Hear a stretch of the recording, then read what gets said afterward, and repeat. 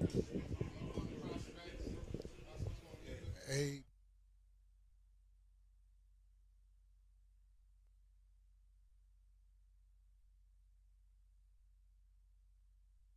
EFGHIJK LMNOP QRSTUV. I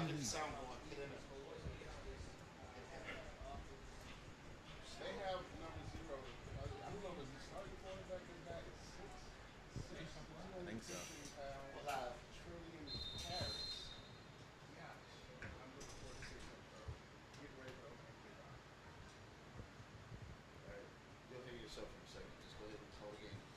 Welcome to the 2021 Woodland Hills Showcase Western Pennsylvania football.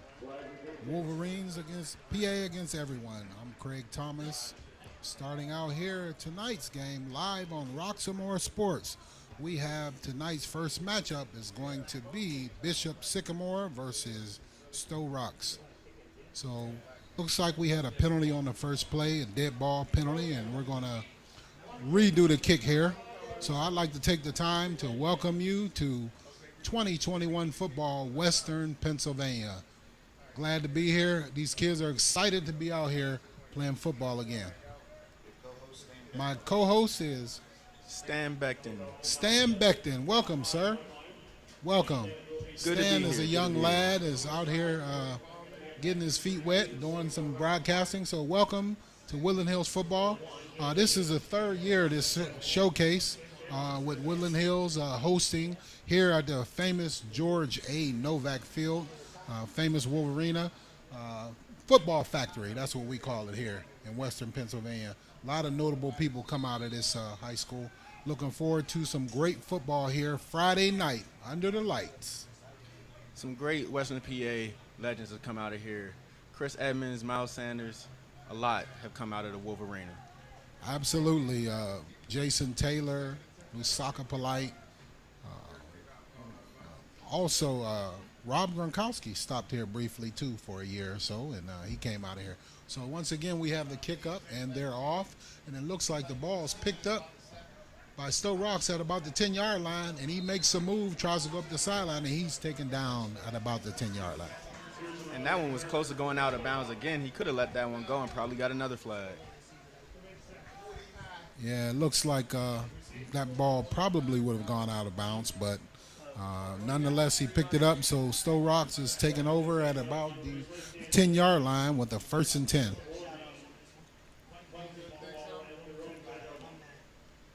So coming to this game, we have a matchup of two pretty good teams here. Sto-Rox, I believe, made it to the championship last year and had a couple losses. I think I ended up maybe a 10-2 around that record. One loss they forfeited early in the year, and then lost in the championship. So this should be a good matchup here. Both teams are donning their black, so we'll see if that affects the quarterbacks and their vision. Drops back the pass, and he throws a bubble screen, and he has some daylight, and he's up the middle, and he breaks the play out across the 35. A great screen pass there from the quarterback. Those green gloves made it easy to find out which receiver was which amongst all those black jerseys. So that's a 1st and 10 for Sto-Rox. Get the ball out to the 35-yard line. Going no huddle here.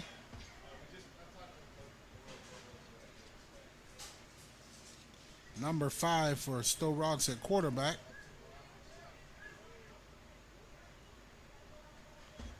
That looks like Josh Jenkins.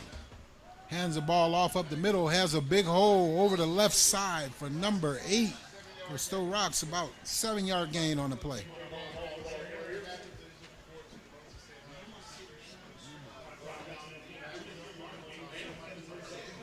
Tamar Hall for Sto-Rox on the carry. Gain of about 7 yards. Great blocking up front and great running by the young man. Great forward lean. Sto-Rox back to pass again, out to the flat. 1st down and more up the left sideline. Completed pass to number 11. Drayvon Miller-Ross with the catch there. And there was a great pass, another quick game from Josh Jenkins early on to get him in a good rhythm to start the game. So once again, you have a good matchup here with two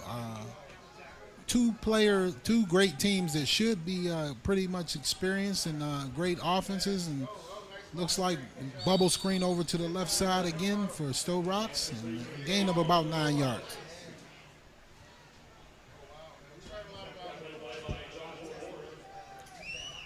Good tackle on the defense by Joshua Warren for Bishop Sycamore. Once again, the ball is hiked over the head. Ball is loose, and looks like Sto-Rox recovered it, but it's going to be a big loss, a loss of about 15 yards on an errant snap over the head of the quarterback. Tamar Hall with a good recovery there. Jenkins tried to dive on in the backfield. Hall was able to get it just before the defense. So it looks like they had a 2nd and 1. Now they're looking at about a 3rd and a country mile there. So about 18 yards to go for the first down. Looks like Sto-Rox lines up in the shotgun formation. Quarterback is back, rolls out to his left, under pressure, and he throws the ball up, and it looks like he's going to be calling down for a loss on the play. Loss of an additional yardage, so it's going to bring up a punt, 4th down. Yeah, the quarterback was able to get rid of it, but his forward progress was stopped before he decided to throw that ball away. So they'll have to punt it from about 4th and 30 almost. Yeah, so they go from a 2nd and 1 to a 4th and 30, 31. So mistakes, drive stoppers, and basically got Sto-Rox off track. So it looks like back deep for Sto-Rox. For Bishop Sycamore, you have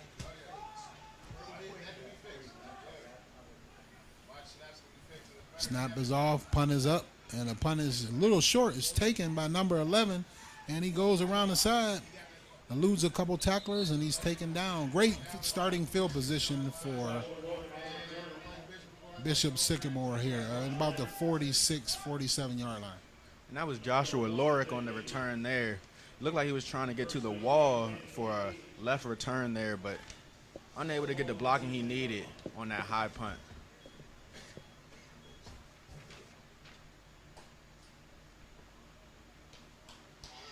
So we'll see.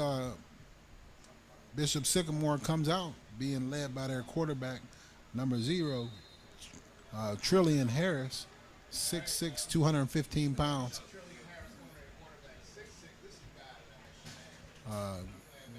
Specimen guy, huge guy, yes. Fakes the ball, throws the ball, and he hits the receiver in the back of the head. A little bit of RPO miscommunication on that one. Number 11, Joshua Lorick, who we just saw on that punt return, trying to get out there and block instead of turning his head for the pass. But you got to admire the accuracy of a Trillian. He hit him, his receiver, in the back of the helmet. That was a great throw by that young man. Great throw right there. So once again, Sycamore is back. Trillian fakes the ball off the handoff over the left, and he takes it over the left side and slides down at the line of scrimmage. It's going to bring up a 3rd and 11 here.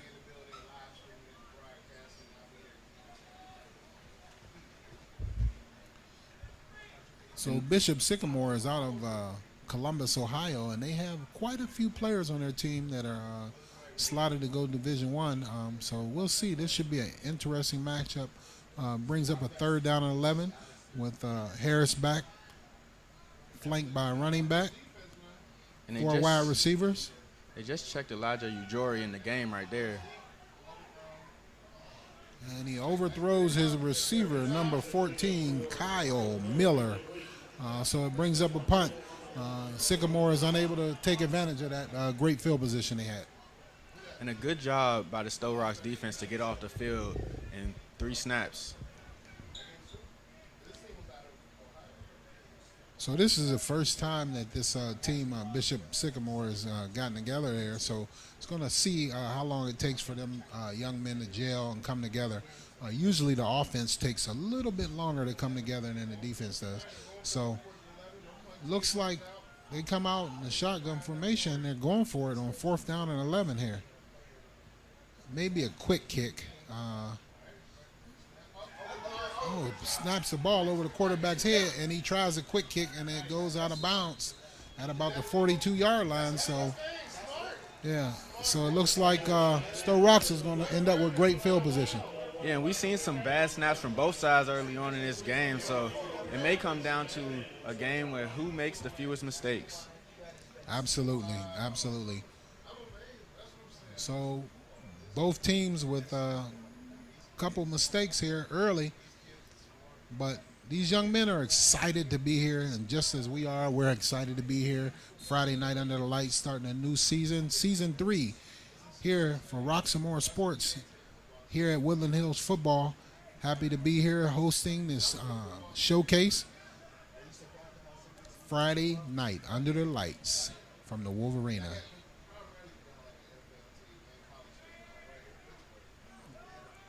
Sto-Rox comes out in shotgun formation. Hands the ball off over the left side. Has a little crease, cuts it up inside, gains about 4 yards. Good job of falling forward.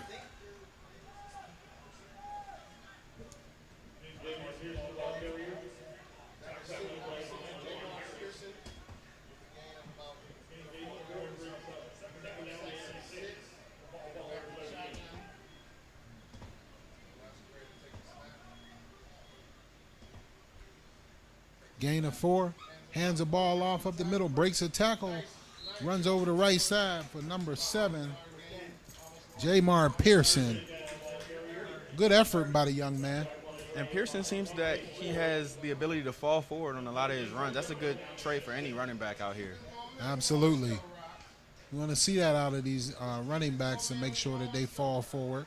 So brings up a 3rd down here and about 7 yards to go for Sto-Rox here on about the and with 37-yard line. With 3 receivers levered up top, I wouldn't be surprised they go back to that quick game once again. Fakes the ball up the middle, goes the bubble screen again, and it's off the hand of receivers. And there's that quick game once again, just this time a drop pass there from number 4. Diego Ellis was the intended receiver there. So I was kind of surprised that they went to the short side of the field on that bubble screen when they had all this turf down here at the, on the bottom of the field. And, it seemed a little congested at the top, but. Yeah, they put 3 receivers to the boundary right there. You would like to see it go to the wide side of the field. That way you can have more space for your athletes to run and hopefully make a play there on that 3rd down. But if they thought it was 4-down territory, then maybe that's part of the reason they made that decision. So we have a stoppage in play right here from the 2021 showcase at George A. Novak Field, the famous Wolvarena. Craig Thomas here, along with my co-host, Stan Beckton here as well. And we are happy to be here with you. Hope you are enjoying the end of the summer here. Hope you had a great summer. These kids are anxious and itching to get back to football. They're very excited about it. Yeah, and these kids probably have been working all summer long trying to get ready with this first game on their mind the whole time. A great showcase here to show how they compare against other states from across the country, so I'm sure they're excited for this game.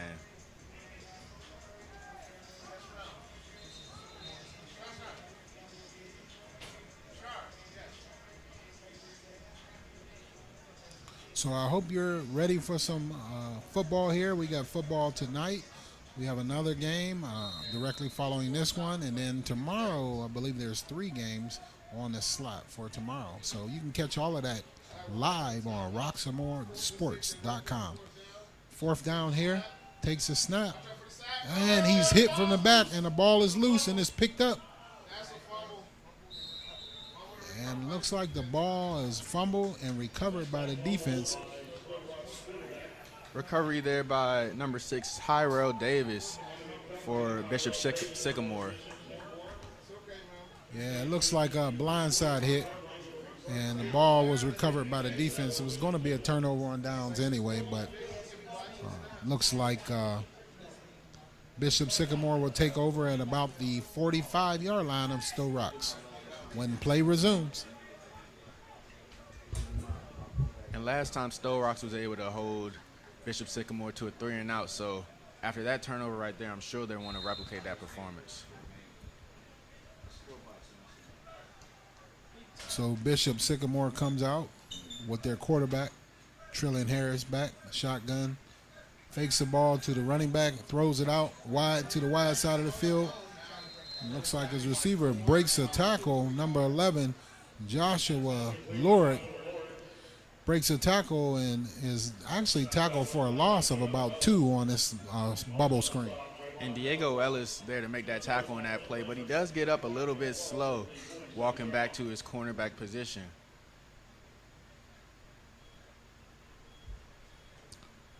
So Bishop Sycamore just does a little muddle huddle near the line of scrimmage, and they line up. They're not in a hurry, but they're not really huddling. It's loss of 2, second down and 12 here.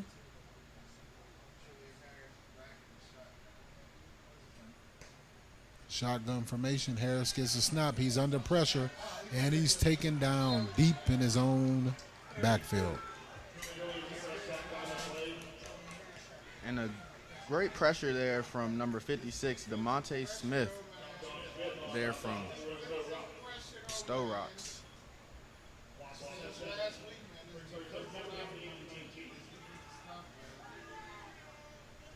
Also, number 32 was in there on that sack. That was, looks like Shaky Yates. So it looks like 3rd down and 19 up for Bishop Sycamore out of Columbus, Ohio. Come out with 4 wide receiver set. And looks like we have movement. Maybe offsides, but we'll see if he was drawn offsides.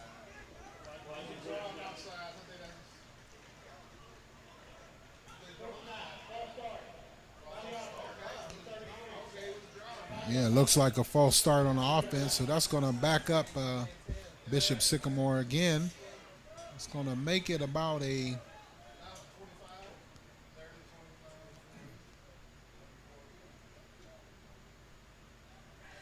that's going to bring up a 3rd down and about 24 yards to go for Bishop Sycamore. And now Trillian Harris going to the sideline to get the play here. A little bit of a change of pace to previous snaps. So it looks like Bishop Sycamore comes out with trips to the right. Once again, their traditional shotgun formation. We'll see what they do here. Wouldn't be surprised if they go down here to the boundary. We got single coverage. And they look down to the sidelines, and they have a receiver open. Little bit of bumping there, and no flag on the play. A slight grab there from number 4, Diego Ellis there. A little bit of a height mismatch there, 5'10" at the cornerback and 6'3" at wide receiver with Armand Scott, number 9, there on that pass.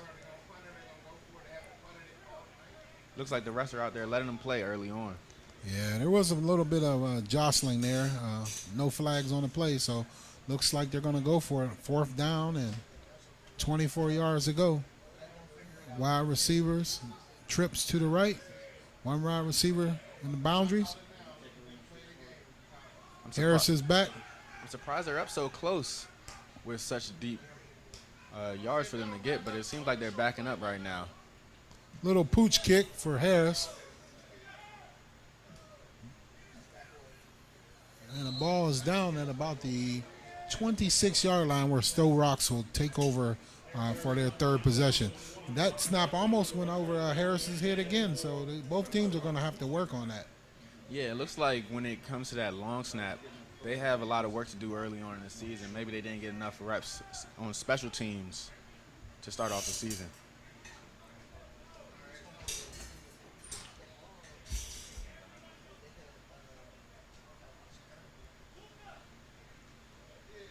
So with 3:54 here to go, in the first quarter, we have no score. Bishop Sycamore 0, And Sto-Rox 0.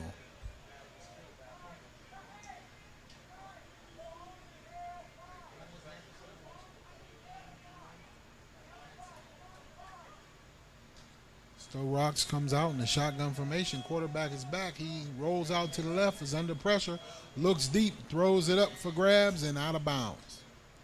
And Bishop Sycamore was able to run cover 4 there, kind of switch up from the man pressures that they've been showing early on in this first quarter. Still got a little bit of pressure on the quarterback there. Was able to force him out of the pocket, get him moving, and make him throw the ball away. Yeah, and it seems like a lot of that pressure is coming from that right side early on in this game. So that'll bring up a 2nd down and 10 for Sto-Rox. We got trips to the wide side down here. Single receiver at the top, shotgun formation. Sto-Rox, the snap is low, fumble, and the quarterback falls on it here. Low snap, taken down. Josh Jenkins gets on it at about the 5-yard line, 10-yard line.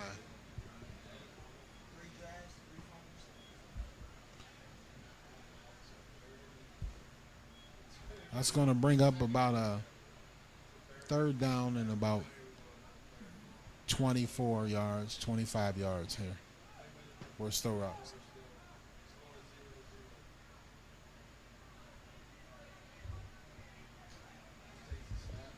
Snap is away. Ball is thrown over to the right side. Ball is incomplete. Look forward to seeing Sto-Rox punt the ball away here. Yeah, they have to go with a punt here. You've seen teams go for it early on. Here in this first quarter, but with this field position, a punt's the only option. Absolutely. So should be good starting field position here for Bishop Sycamore, getting the ball with their deep receiver set up at about the 46-yard line of Sto-Rox.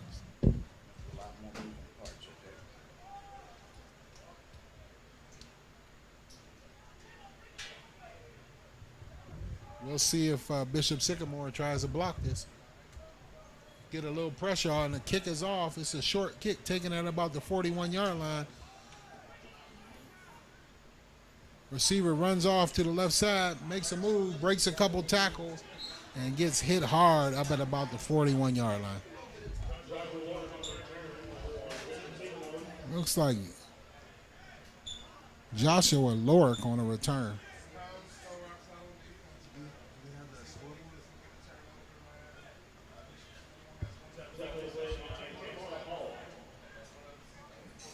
Great tackle there on the sideline for Sto-Rox by Tamar Hall. So we'll see with 2 minutes and 47 seconds left to go here in the first quarter. The 2021 showcase. PA versus everyone here from the George A. Novak Field. Here at the famous Wolvarena, we have no score. And we have quarterback Trillian Harris back, shotgun formation. Great field position. He looks left and throws a little swing pass to the running back out the backfield, and he's bottled up at about the 40-yard line. And yeah, he's like the scat back so far for Bishop Sycamore. They subbed him in early on a 3rd down possession and have kept him in ever since. That was Elijah Ugori. So that's going to bring up a 2nd down and 10 there.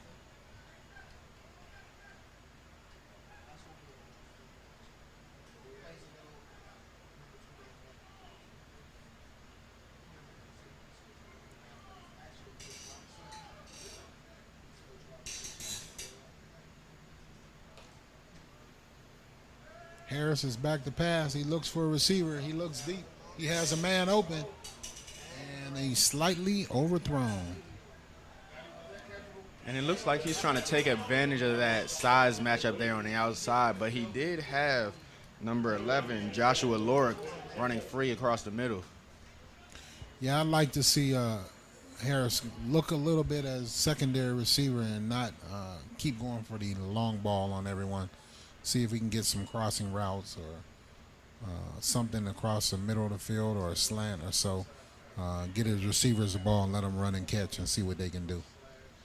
And it seems like they're keeping the safety far back on his coverage, so they might be able to attack that short area, like you said. Looks like Harris draws the defender offside, so it looks like it's going to be a 3rd down and 5 for Bishop Sycamore. They gain the 5 yards on the penalty here.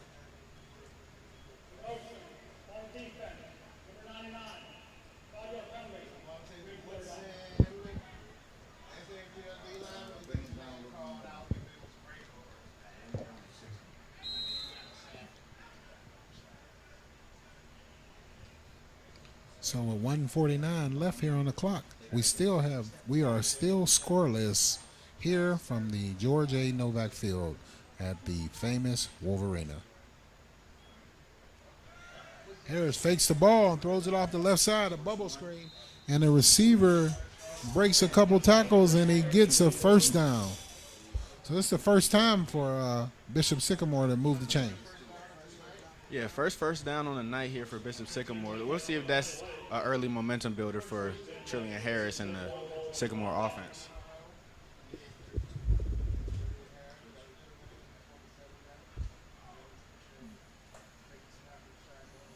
Harris back in the shotgun, rolls out to his right, looks deep, has a receiver, and is just off the hands of the receiver. He had a receiver open, almost could have had a touchdown on that one. Yeah, we'll have to get that ball a little bit lower. He's shown good accuracy a little bit earlier, but he'll have to get that ball a little bit lower on those deep ones. Yeah, that was a very difficult throw for anyone, even a professional quarterback, to be rolling to your right and throwing the ball back across your body to the left.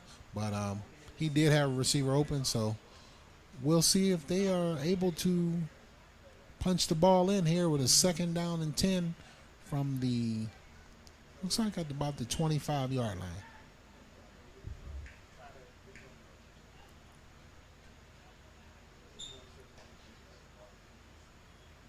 The snap, throws the ball off, left flat, running back breaks a tackle, and he's off. And he's taken down at about the 5-yard line. Again, number 41, Elijah Georgie, on the great play by the young man to get the ball outside and break a couple tackles. Yeah, this is the second time we've seen them being able to get the ball to him in space this evening. And if they can keep getting the ball out there in space, looks like they have a mismatch. Once again, what we talked about was dumping the ball off and getting something underneath and letting the receivers make a play, use their athleticism to break some tackles. And so this is the first opportunity for either team in the red zone. We are under 1 minute here in the first quarter, and we are still scoreless, but Bishop Sycamore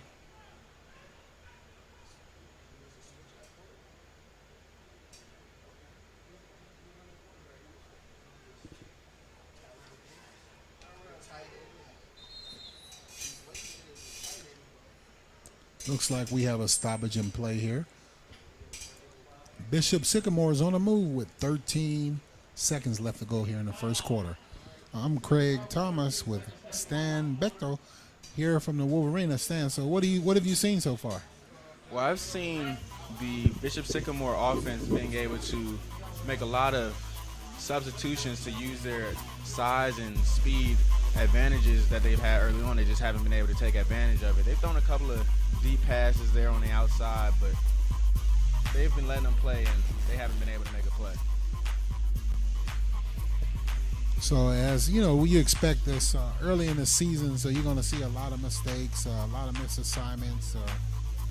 Not the most crisp football, but yet and still, these young men have been putting in work, and they'll be working, for the next few weeks to get ready for the regular season, so they can go out and showcase their talent and try to make it to the next level, and also win a championship for their team. Yeah, they've been working all summer, so they'll try to capitalize on that with the early win to start the season. And it appears Bishop Sycamore has put Trillian Harris back in at quarterback. They had Tyrell Davis in the start. First down and goal to go for Bishop Sycamore on about the 6-yard line with Harris back at quarterback. Takes a snap, throws the ball, and completes it for a touchdown, it looks like. Bishop Sycamore touchdown to Jeremy Nayborn. So that's the first score of the day. An early touchdown to get points on the lead right before the first quarter could end. So it looks like Bishop Sycamore is lining up for the extra point after attempt here. And they have taken the lead 6-0 on a touchdown from Harris to Nayborn, a 6'1" wide receiver, linebacker, 210 pounds.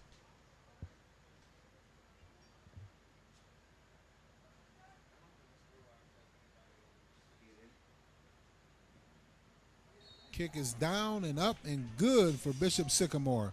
So with 9.9 seconds left to go here in the first quarter, Bishop Sycamore is the first one to draw blood and take the lead 7-0 over Sto-Rox. And one has to look back to that third down penalty on the offsides. It was 3rd and 10, and that brought it to 3rd and 5, and then Bishop Sycamore was able to get their first down of the night. So we'll see if Sto-Rox comes back with an answer here. The end of this first quarter into the second quarter. There's quite a bit of talent out here on the field right now. So it's good to see these young men out here. Good to have you back. Good to be back. And we got fans in the stands. Looking forward to a great year of football here in Western Pennsylvania. We're also looking forward to the Wolverines getting back to restoring the roar here at the Wolvarena.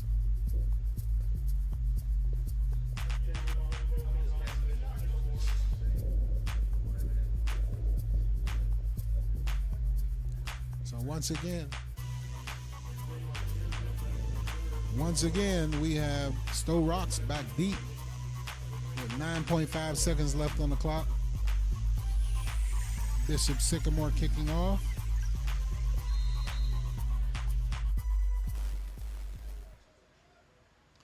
So if you had to sum up the first quarter, Stan, what would you think? And not looking at the score, who would you think would be ahead based on the play that we've seen? Based on the play, you would think Sto-Rox would be ahead. They've been able to move the ball more easily outside of that last drive compared to Bishop Sycamore. So they'll just have to capitalize on their opportunities for the rest of the game. Absolutely. Looks like a little pooch kick here, and it bounces.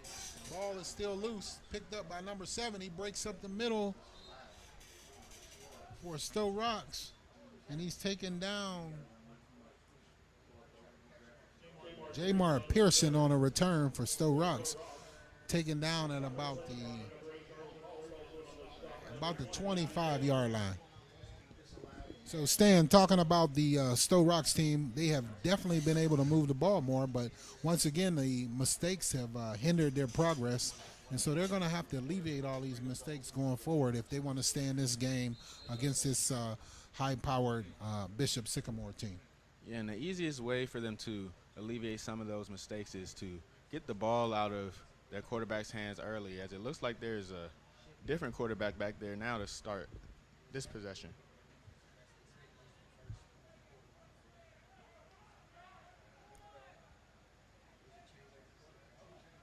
New quarterback, number 2. And that's Austin Jones back there at quarterback to open up this quarter. Austin Jones back at quarterback. So early on, Sto-Rox had some success running the ball early on the first couple series. They seem like they've gotten away from it, but that brings us to the end of the first quarter here at the George A. Novak Field, Turtle Creek, Pennsylvania, the famous Wolvarena Football Factory on Roxamore Sports. I'm Craig Thomas along with my co-host Stan Bechtel. And we like to thank you for joining us here on Friday night 2021 Under the Lights from the Wolvarena. So far, we've seen so far, Sto-Rox has moved the ball well. Although they are trailing, you would think if you just watched the game and you didn't know that Bishop Sycamore was leading, that Sto-Rox has definitely outgained Bishop Sycamore. But comes down to what, Stan? It comes down to simple mistakes. We saw even when Sto-Rox did outgain Bishop Sycamore, they did have a long fumble to knock them back all the way down to about the 30-yard line where they had to punt. So even though they're moving the ball upfield, they're taking 2 steps forward, 1 step back. So they'll have to get that a little bit in control here in this second quarter. So moving forward here, we have to, like you said, eliminate the mistakes for both teams, but especially for Sto-Rox to have success here in the second quarter going forward. And they'll be starting out with decent field position at about the 27-yard line. It'll be a second down and about 8 yards to go.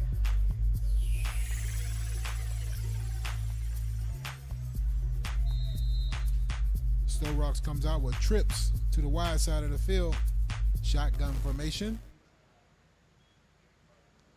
Quarterback rolls out. He's under pressure, throws the ball, and the receiver took his eye off the ball. Great pass, hit him right in the breadbasket, and he couldn't hold on to it. Yeah, he tried to run before he could catch that one. So that's going to bring up a 3rd down and 8 for Sto-Rox.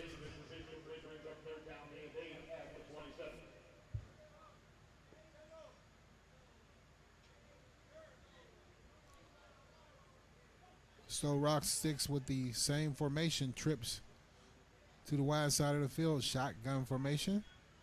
Snap is up. It looks like a screen up the middle, and it's blown up by number 30 of Bishop Sycamore. He came and bought the wood and blew up by Javante Ford.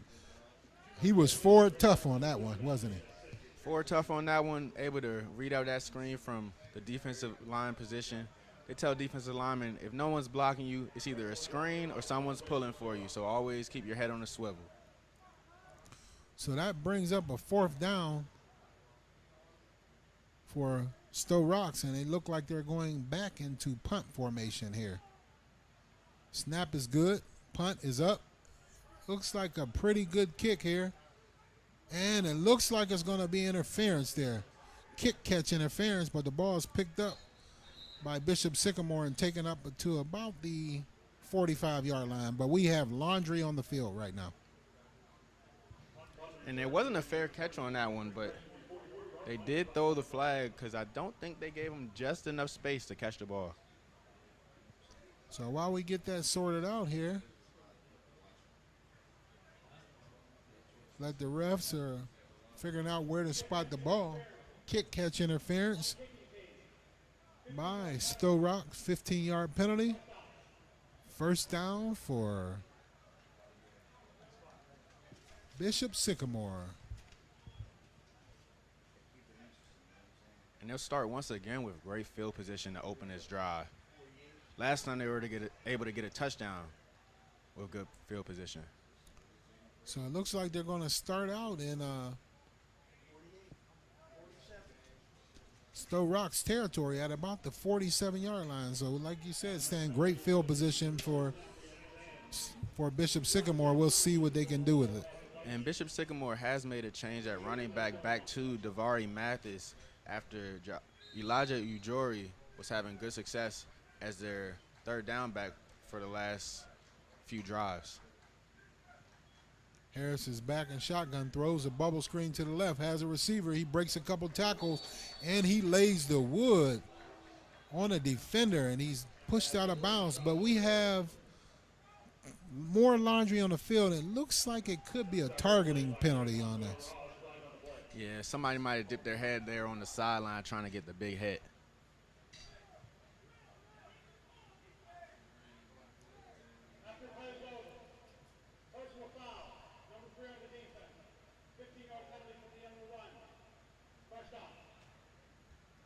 Oh, yeah, it looks like a personal foul on the defense.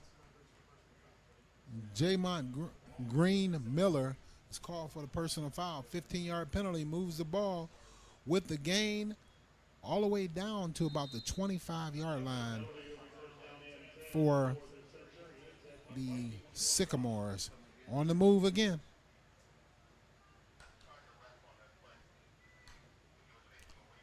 Harris is back, looks deep over the right side, has a receiver just out of his reach. Great pass, though. Yeah, great pass there. Try to get it to that front pylon. They're really trying to take advantage of that size matchup on the outside. Yeah, it's just off the fingertips of the receiver. Brings up a 2nd down and 10 for Bishop Sycamore here on the move at about the 25-yard line.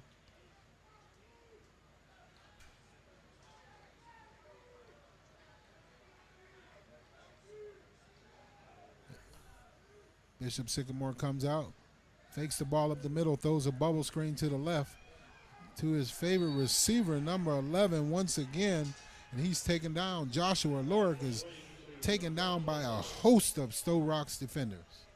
And it wasn't really much blocking on that RPO right there, trying to get the ball out to number 11, Joshua Lorick.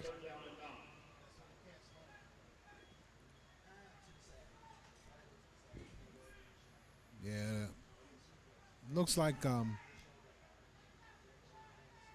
Bishop Sycamore is content with going into the short side of the field. I'm not sure why they're not utilizing the wide side of the field here. Looks like we have some movement on the defense, and looks like it's going to be encroachment against the Sto-Rox team.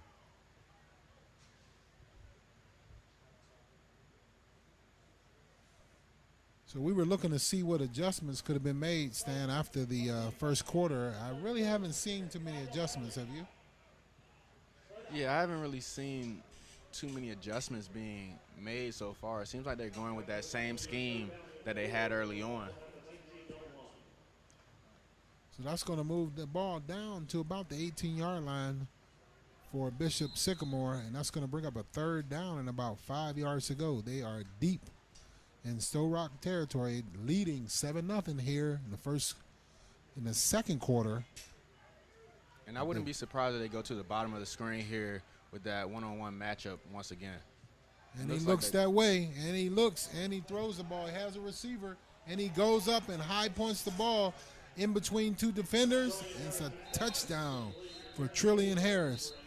Jeremy Naborn, his favorite receiver. It looks like we have a flag on the play, so we'll sort this out and see if this touchdown stands. And that might be a taunting there from Jeremy Naborn after that catch, unless it's something at the line of scrimmage.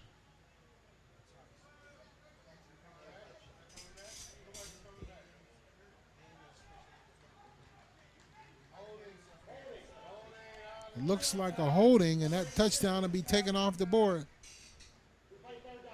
Replay 3rd down. So all the celebrating for naught here, as that touchdown is called back for a penalty on Bishop Sycamore. 3rd and 18 now after that penalty. So that's 3 penalties for Sto-Rox on this drive, 1 for Bishop Sycamore. So no doubt at the 32-yard line, this will be 4-down territory. Harris is back. He rolls off to his left, and he looks, and he's hit as he throws the ball. Not sure if that was a fumble, but it looks like they called that incomplete. Yeah, and he was looking for that right side of the field matchup once again, but he was unable to get there with pressure coming from that side of the field.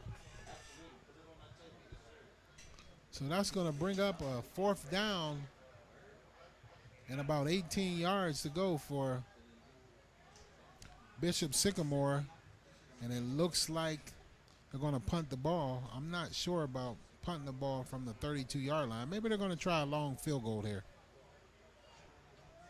Yeah, it looks like they're going to try a long field goal. Looks like they brought in J.J. Bauman, a 6'3", 225-pound kicker, to kick this field goal. So he must have a leg on him at that size. So with 9 minutes and 21 seconds left to go here in the second quarter, Bishop Sycamore is looking to add to their lead. Looks like it's going to be about a 55-yarder here. And they have Drayvon Miller-Ross back at the end zone trying to return it if this kick goes a little short. So I'd be looking for the fake here if I was the Sto-Rox team. The kick is off, and it's short, and it's no good.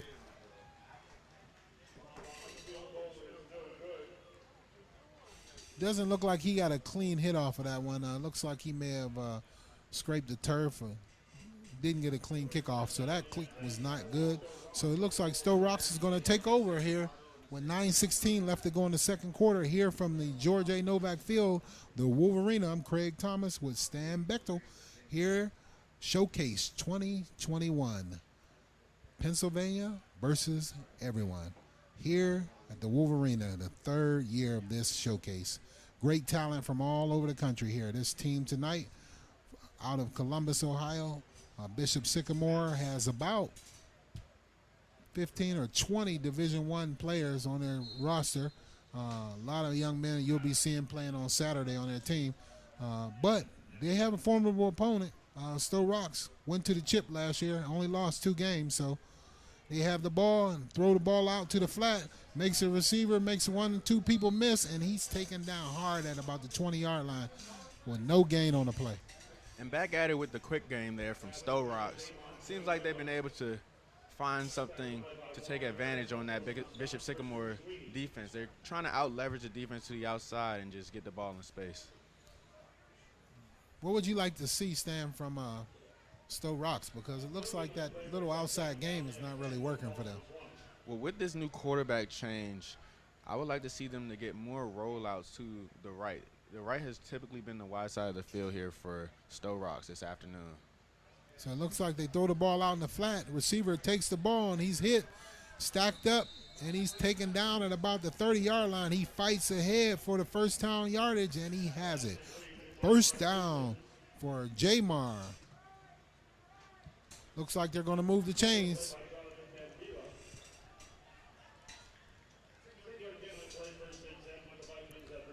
First and 10 for the Sto-Rox Vikings at the 30-yard line. Looked like that was kind of a pick play. Yeah, it looked like it was 2 receivers going up the field and then having that third receiver run right underneath trying to get his defender as they go with a tunnel screen again here. Bubble screen again, makes a couple people miss, gets upfield for a gain of about 7 yards on the play. Jamont Green Miller, pass was completed. He made about 3 or 4 people miss and picks up 7 yards on the play.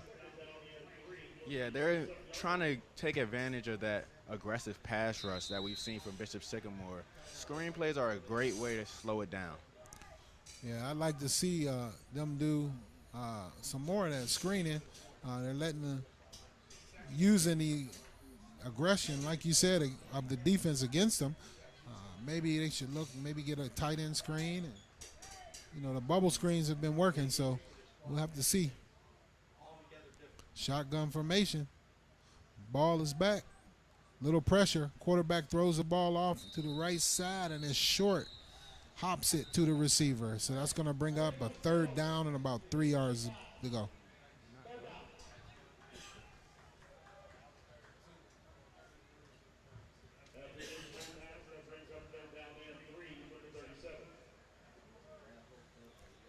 So the Vikings have the ball with 3rd down and 3, and we'll see if they can continue this drive here at about the 37-yard line with 7 minutes and 12 seconds left to go on the clock. Craig Thomas, Stan Bechtel here from Woodland Hills, Wolvarena, live on Roxamore Sports. Showcase 2021.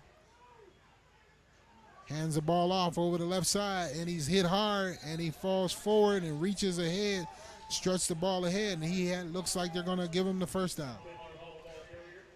And that's a great run and great effort there to not give up on the play. He was able to stretch the ball at the very end to get that first down.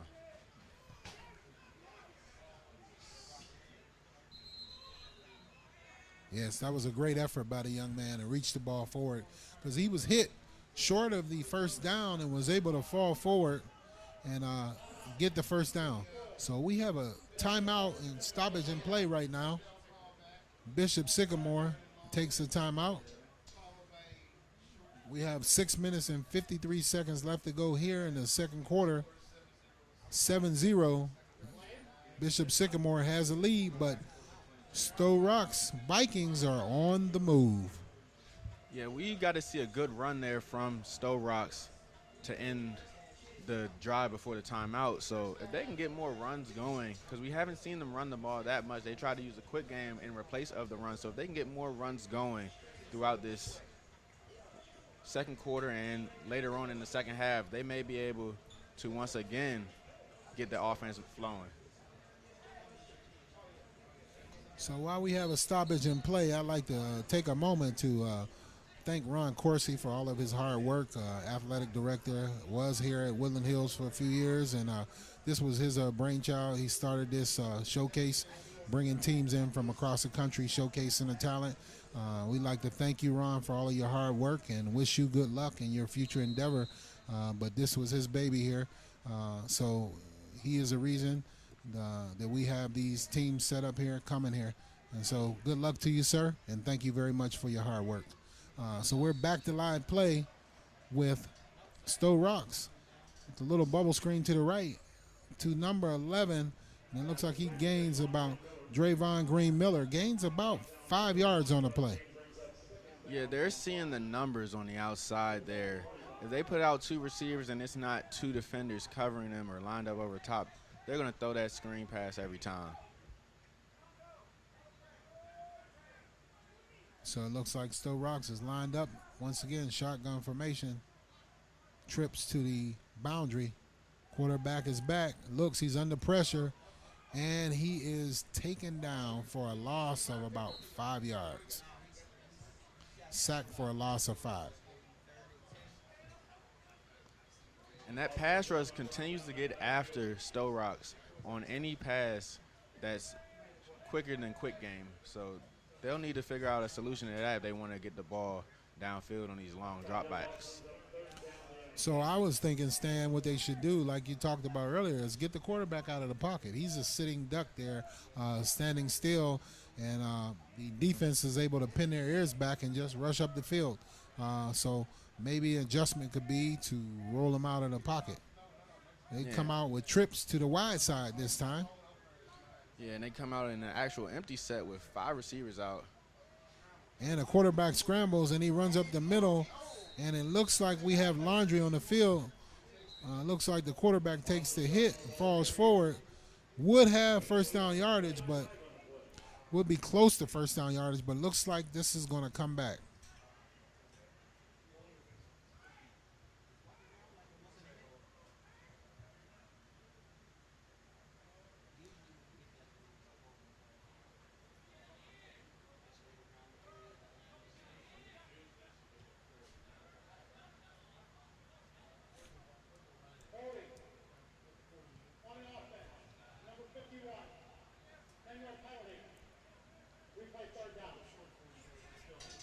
So that is going to bring that game back. It's going to be penalty against Sto-Rox. Once again, more mistakes hindering their ability to move the ball and continue to sustain drives here against this great Bishop Sycamore team. Yeah, and they try to counter the pass rush on that one, but even with the QB draw, it was a hold, and it ended up hurting the Sto-Rox team. So that's going to bring up a third down and about 25, and the ball is off. He has a receiver, and the ball is short. Intended receiver was number 1.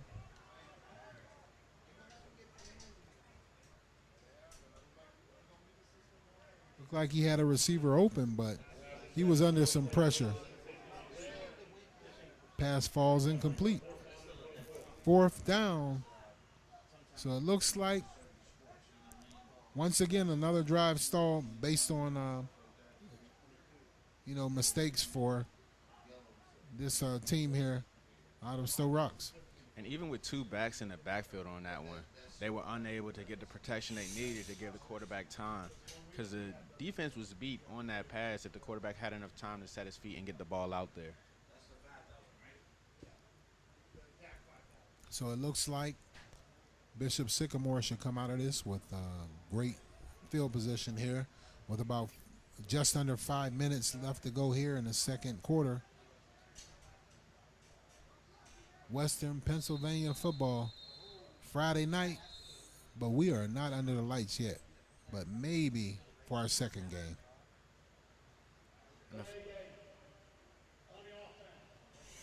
So we have a penalty on Sto-Rox, 5-yard penalty, moving them back further, and they'll be punting the ball out of their own shadows here.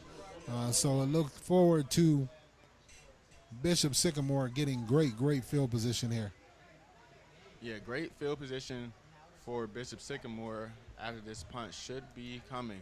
But it's been a lot of penalties here in this first half for Sto-Rox. Ooh, it looks like we have another penalty on the play here.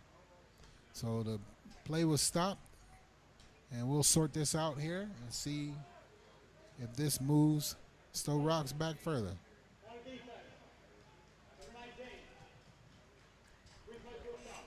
Looks like Bishop Sycamore just gave back the 5 yards on encroachment by the defense.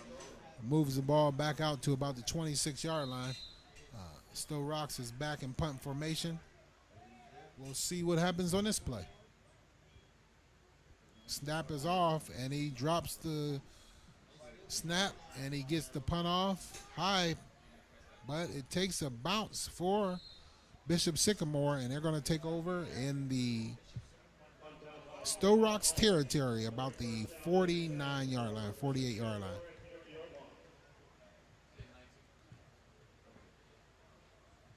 Referees mark the ball for play at about the 50-yard line. Yeah, great field position once again for Bishop Sycamore. This is the third straight drive they've started with great field position. We saw them almost able to get a touchdown on the last drive, but a holding penalty called back a touchdown pass. So we'll see if they can capitalize off this field position once again. So with Bishop Sycamore going up top so much, I'd like to see them feed the running back, and maybe they can gash the defense, because they've been going over the top quite a bit. Should have the defense on their heels a little bit and see if they can establish the run some right here. Back to pass again. He goes up top, has a receiver, and he overthrows him. So it looks like Bishop Sycamore is definitely in love with the long pass here. Yeah, they see the mismatch outside when it comes to the size of the receiver and the cornerback, and they're trying to take advantage of that. And if I'm Sto-Rox and I'm them on the defensive side, I would want to switch up from this kind of man-free that they're running and probably run a little bit of zone to take away that deep ball. Absolutely. That would be a great adjustment there.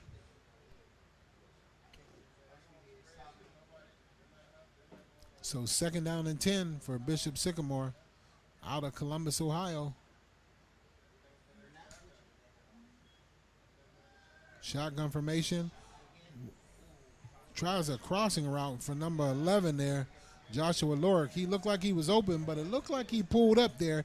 He looked like he didn't go for that ball. Maybe he was hearing some footsteps, got those alligator arms, didn't really reach out for the ball there. Yeah, tight window right there, but the safety was bearing down on that one. That could have been a big hit for this second half, or second quarter, excuse me. So that brings up a 3rd down and 10 here for Bishop Sycamore. So we'll see. We haven't seen a lot of punts when they are at least within 10 yards of getting a 1st down. So we would say this would probably be 4-down territory. Especially in the middle of the field here. Harris is back. Shotgun formation, gets the snap, has a little time, has a receiver, and the ball gets away from him.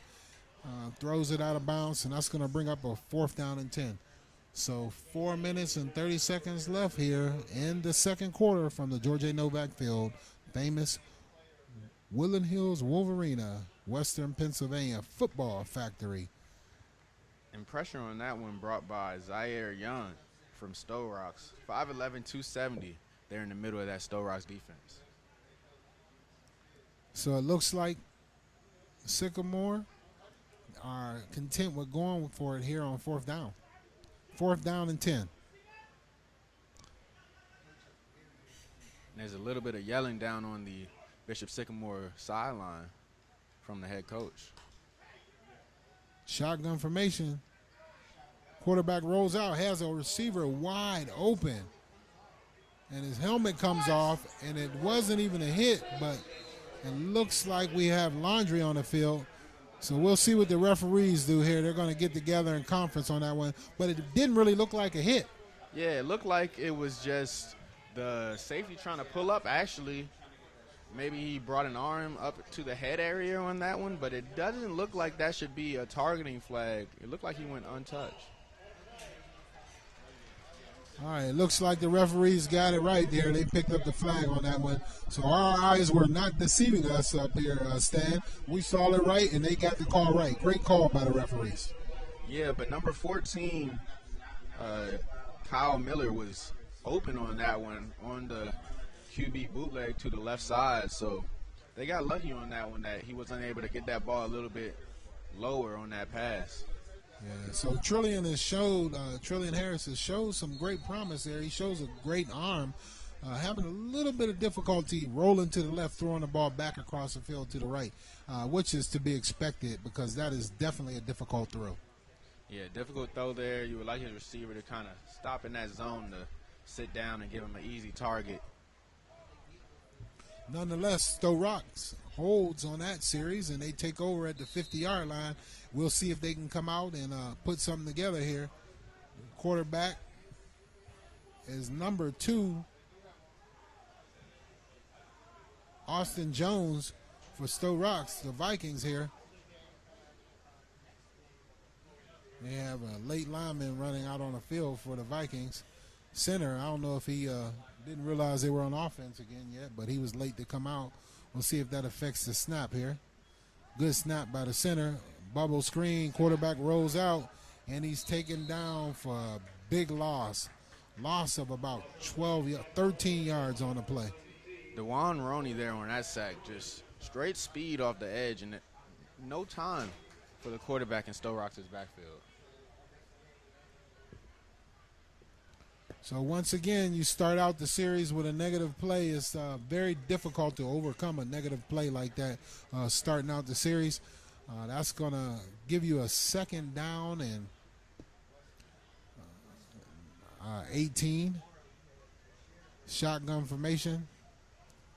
I like to see Sto-Rox hand the ball off and see if they can establish a running game or something just to get some positive yards here. Quarterback draw up the middle. He takes off over the right side. He has some yardage, and he runs forward for a gain of about 8 or 9 yards. Austin Jones on the carry. Yeah, good way to make something out of nothing there for Austin Jones. Almost got it back to the original line of scrimmage.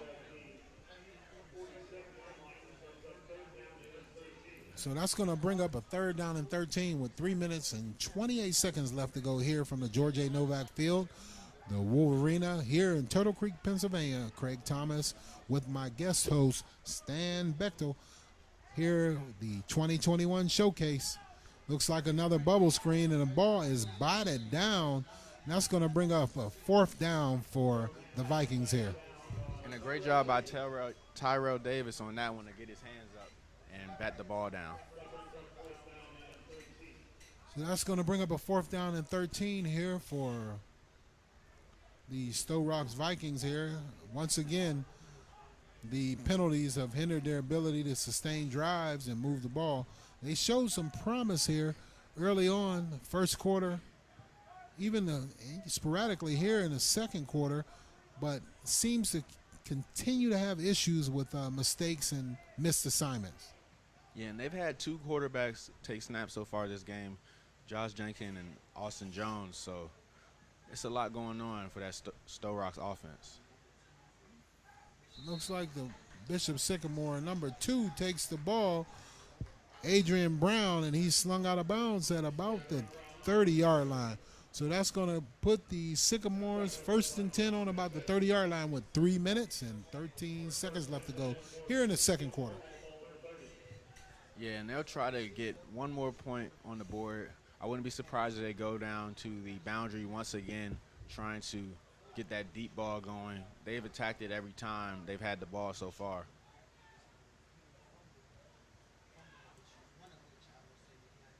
So if you're Sto-Rox here, you want to see if you can put some pressure on this Bishop Sycamore team and maybe get a turnover here deep in their territory and get some points on right before the half.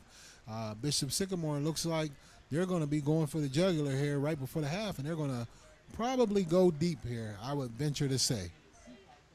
Yeah, I wouldn't be surprised if they go deep as well. So Harris is back, shotgun formation. The snap is up, almost over his head. He did a great job handling. He has a receiver wide open, and he throws the ball, slightly overthrows him. Pass intended for Kyle Miller. Harris showed great arm strength. He throws that ball 55, 60 yards in the air there. Shows a great arm there. Yeah, laser there from Harris. And even with the drop snap, he was able to get a little bit of space for him to set his feet and throw that ball down the field. And once again, they're going to that boundary single-man side of the field. So maybe they need some safety help for both corners. So I'd like to see Trillion Harris put a little bit more air under that ball and let his receiver run away from the defender. And then he goes in for 6 easily on that. Yeah, that's a good point right there. Shotgun formation. They hand the ball off up the middle. Looks like running hard, and the ball is out. The ball is loose, and it's picked up. Once again, a turnover here, picked up by Bishop. Sycamore fumbles the ball deep in their own territory, and Sto-Rox recovers it.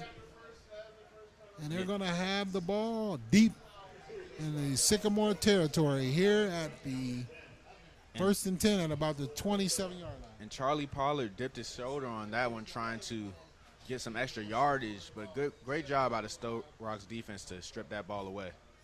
That was a good effort by the young man, also dipping his shoulder, trying to fight for extra yard, but we got to put 2 hands around the ball, you know, the down and distance and the time on the clock, and make sure you secure that ball. You don't want to turn the ball over deep in your own territory. Yeah, once you get that second defender on you, you got to cover the ball with 2 hands to make sure no one strips it away. So we will see here if the Vikings can capitalize on this big turnover deep in the Sycamore territory. Come out in shotgun. Quarterback rolls to the right, and it looks like we have Laundry on the play. And the wide receiver catches the ball and takes it out of bounds at about the 16-yard line. Jones completes the pass.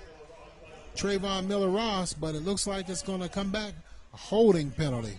And DeJuan Roney able to draw the holding right there on that one. He got the big sack last time to kind of get Sto-Rox back in their own territory. I would like to see them run the ball as they get a little closer to the red zone here. So that's going to bring up 1st down and 22 from the 40-yard lines for the Vikings here with 2 minutes and 47 seconds left to go here in the second quarter. We'll see if they can capitalize here on this turnover. And they come out here once again with a 3 wide receiver set. We've seen them run a lot of screens out of this formation, so maybe they'll go back to it to try to get that yardage back. Bubble screen once again. And the ball is dropped by the receiver here.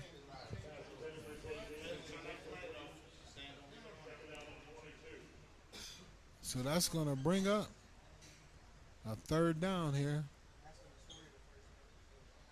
A 2nd down and 22, excuse me.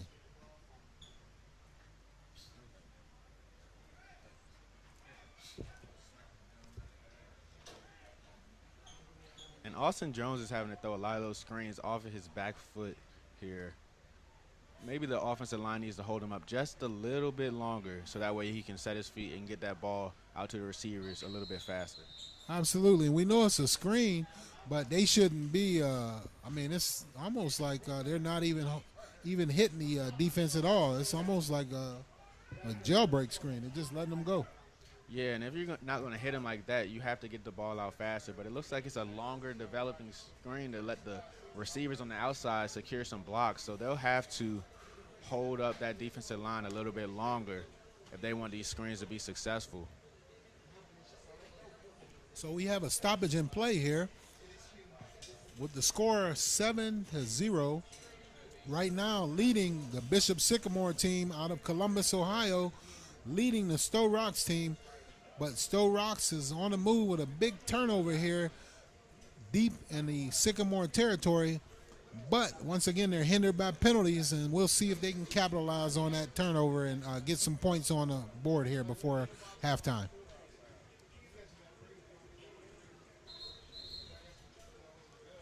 As the teams break the huddle here, I would like to see Sto-Rox be able to get this yardage back bit by bit.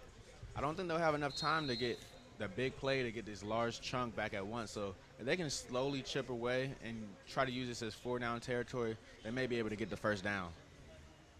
So it looks like Bishop Sycamore pretty much is defending these bubble screens very well.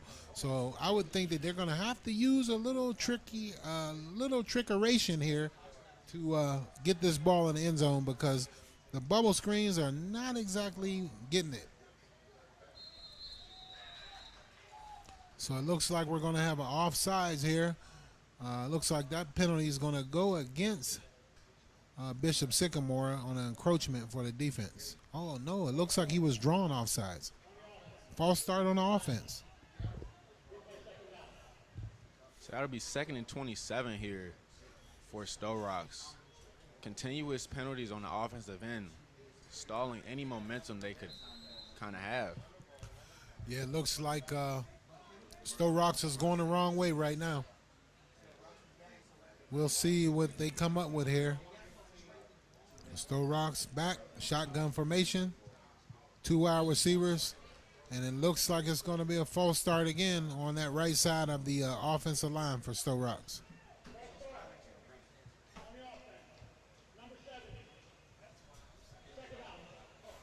So once again, early on, you see a lot of penalties on the offense here. Looks like it takes a little bit longer for the offense to gel. So normally that's what you would see here, but definitely Sto-Rox needs to clean this up if they're going to make a viable effort to be in this game in the second half. Shotgun formation, has a receiver open, and he throws the ball over the top, and it's caught by number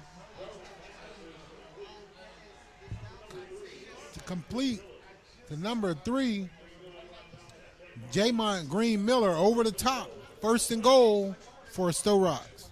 And it was just enough time as DeJuan Roney was bearing down on Austin Jones once again, but he wasn't able to get there in time, and Jones finally had enough time to get that ball in the air, and he was able to make it pay off.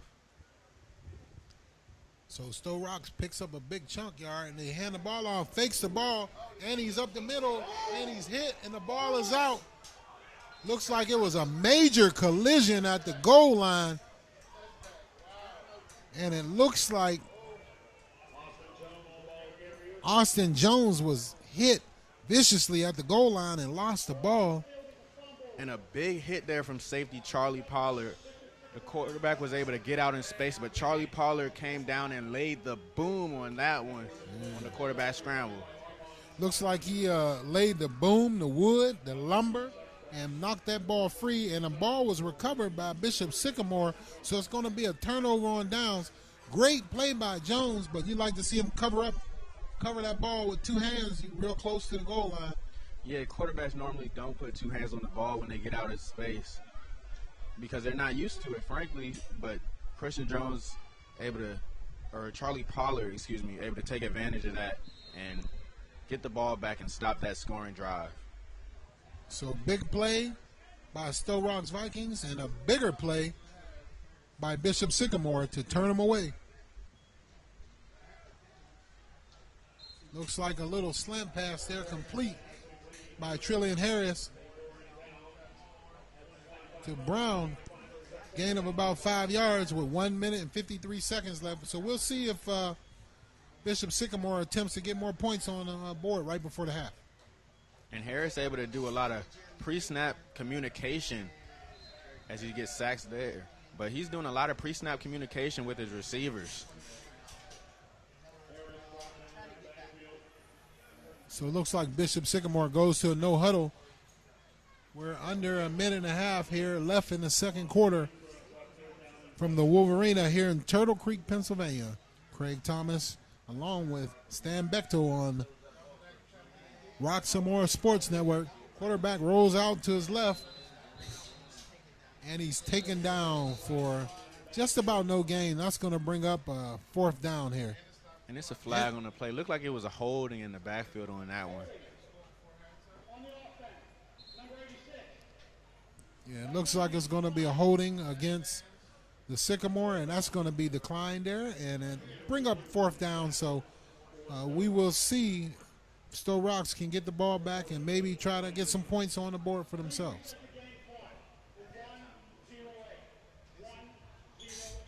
One minute and 8 seconds left on the clock here. And back deep for Sto-Rox. And Sto-Rox was able to have 2 safeties on that defensive possession right there. So back deep for Sto-Rox is Zay Davis. And he's joined by his teammate, number 4, Diego Ellis. So we'll see if they can do something with this field position here right before half. Quarterback is back. He rolls out, and he actually going for it. Throws the ball up. Aaron throw up the middle. Intercepted and taken down to about the 20-yard line. Trayshawn Bell for Sto-Rox. I'm not sure about that play there. Why would you go for that on 4th down deep in your own territory, leading by 7? I don't know why they would go for it in that position. Last time we saw them in that position, they did punt it. They've shown that Harris could sometimes be the pooch punter for them, but they're not really in a pooch punting area. So that's one of that situations where you're up 7 with less than a minute left in this half that you have to punt that ball away. Yeah, continue to play defense. You've stopped Sto-Rox the entire half. You don't want to give them a little mo going into halftime. And now they have a chance to tie the game here at halftime when they could have had this game out of reach. So we'll see here. Jones is back at quarterback again. And he throws the ball up, and it's picked up, and looks like it's in for a touchdown. So Sto-Rox answers right before the half with 48 seconds left on the clock. A big turnover by Bishop Sycamore, and they get a touchdown out of it. And that's one of those situations we used to like to call sudden change. That's what we would holler out on the sideline anytime it was a turnover. And here you see a sudden change leads to a quick, easy score for this Sto-Rox offense. So we'll see if we can, if Sto-Rox, the Vikings can tie the game up here with 48 seconds left to go and maybe take a little mo into the locker room. Yeah, and that was Josh Jenkins actually to catch that one. We saw him start the game actually at quarterback. Now he's at receiver, and he's able to still get that touchdown. And I thought that Jenkins actually played well at quarterback early on. I'm not sure what happened, but they moved him receiver, and he's having an impact at receiver too. Yeah, he had that early fumble, but it was able to be recovered. Little pressure on the kick, but it looks like with 48.1 seconds left to go here at the 2021 Pennsylvania Showcase, Pennsylvania versus everyone Showcase on the George A. Novak Field. We have a tie football game. Bishop Sycamore 7 and Sto-Rox 7. Yeah, and you got to look back at that decision to go for it on 4th and long there in your own territory, because a quick score right after compared to a punt, and you make Sto-Rox to drive all the way down the field with limited time and only 2 timeouts left probably would have been more advantageous if you're Bishop Sycamore on that sideline. We did hear their coach yelling a lot on that sideline, so maybe a little bit of debate going on. Yeah, I'm not sure why you would give them a short field there, 20 yards or 15 yards to drive, like you said, right before the half. But being that this is early, exhibition, maybe the coaches just want to see film and different situations and see if people can make a play. But guarantee you during the season they wouldn't go for that deep in their own territory with less than a minute left to go on the clock. Yeah, that was a questionable decision there early on in this first half. We'll may have to look back at that as the game goes on. So with 48.1 seconds left, we're ready for play, and the kick is off. Kick deep. And it looks like Sycamore takes the ball. He's gone off the right side. Waits for his block. And he's taken down at about the 30-yard line. So last time Bishop Sycamore was out there on the field, they went with a hurry-up look. This time, with 2 timeouts and less time on the clock remaining, it remains to be seen if they'll try to do that once again. So I'm not sure if they'll be going for points right now or they'll be content with just running the clock out. So we'll have to look and see what type of set they come in with 40.8 seconds left to go here on the clock.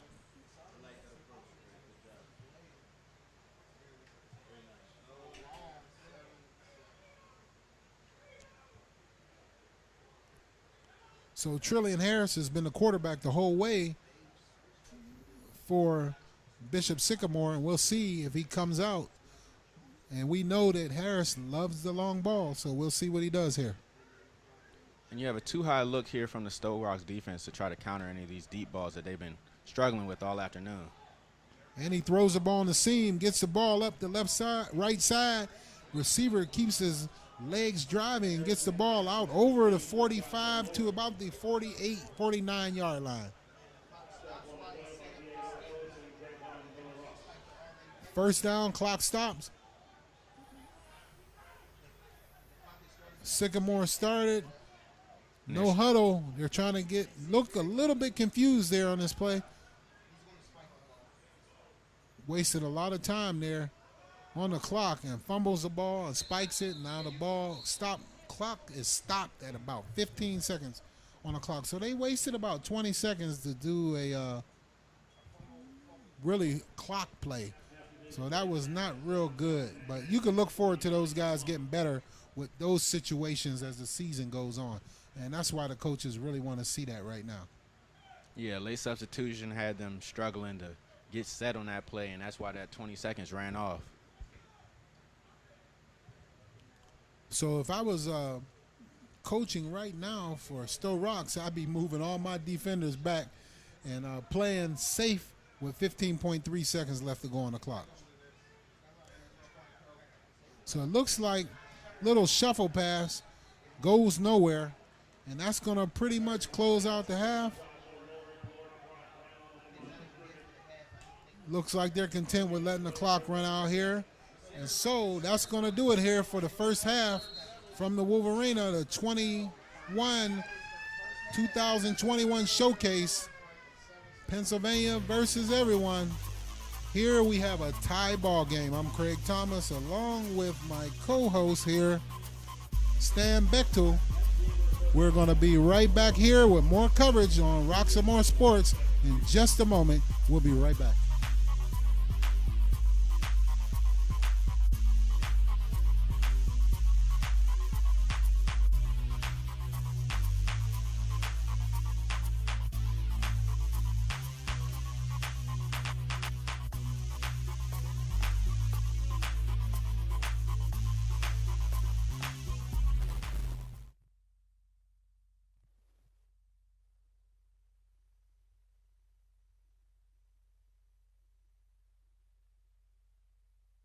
Hello, I'm Lisa Baldwin with Remax Select Realty. My experience and my commitment makes everything I touch turn to sold. Call Lisa Baldwin at 724-933-6300 extension 489 or go to selecthomefinder.com.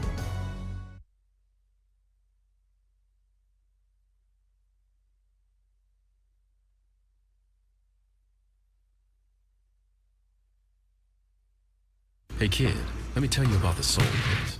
And I want you to let everybody know about it. Soul Pit is what's happening in and around your city. Soul Pit is on the internet and around the globe. Soul Pit is on your block and in your car. Soul Pit is in your ear. It's in your hair. It's everywhere. Soul Pit is the latest news, hottest styles, culture, education, information, and more. It gets you ready for things to come. Hey kid, you know what the Soul Pit really is? It's a little something extra for your soul.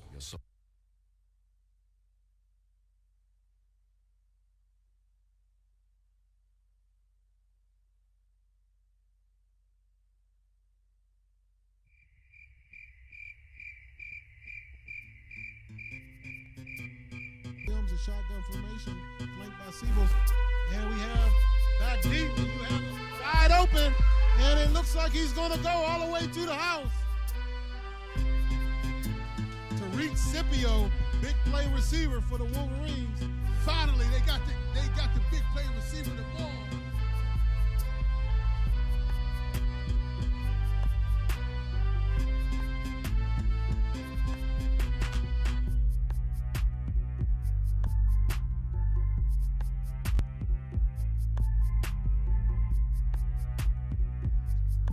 Detection and treatment is key to save lives. So back to live action. Deontay Williams rolls out and finds a receiver deep in the end zone for the touchdown with 47 seconds left.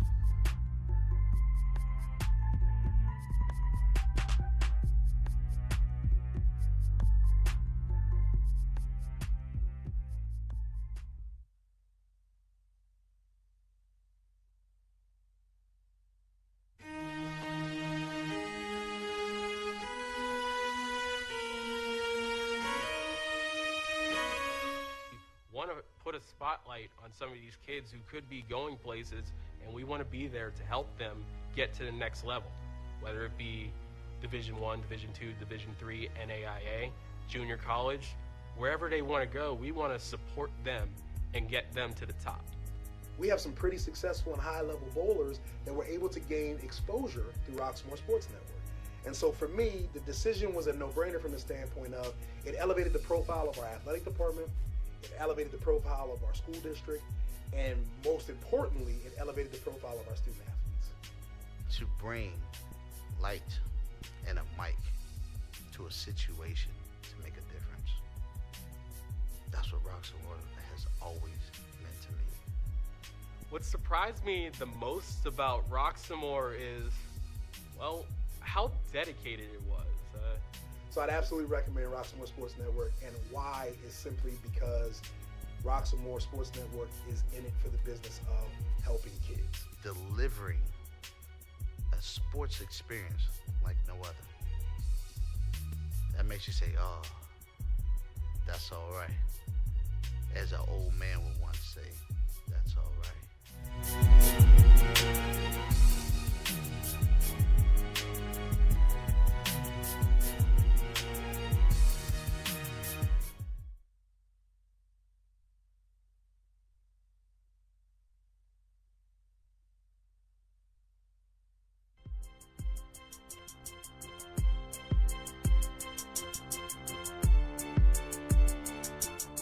So I started limping over there to her fast, but wasn't fast enough.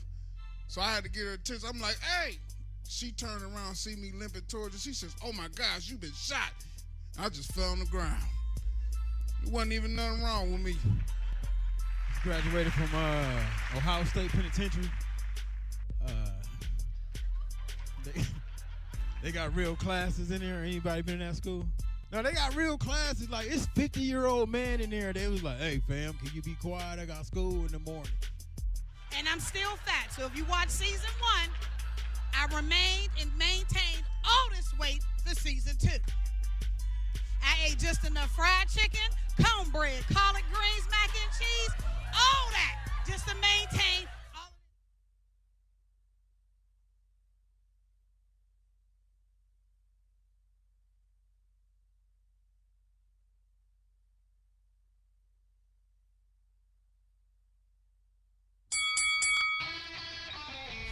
Hi, welcome to Fit for Boxing Club.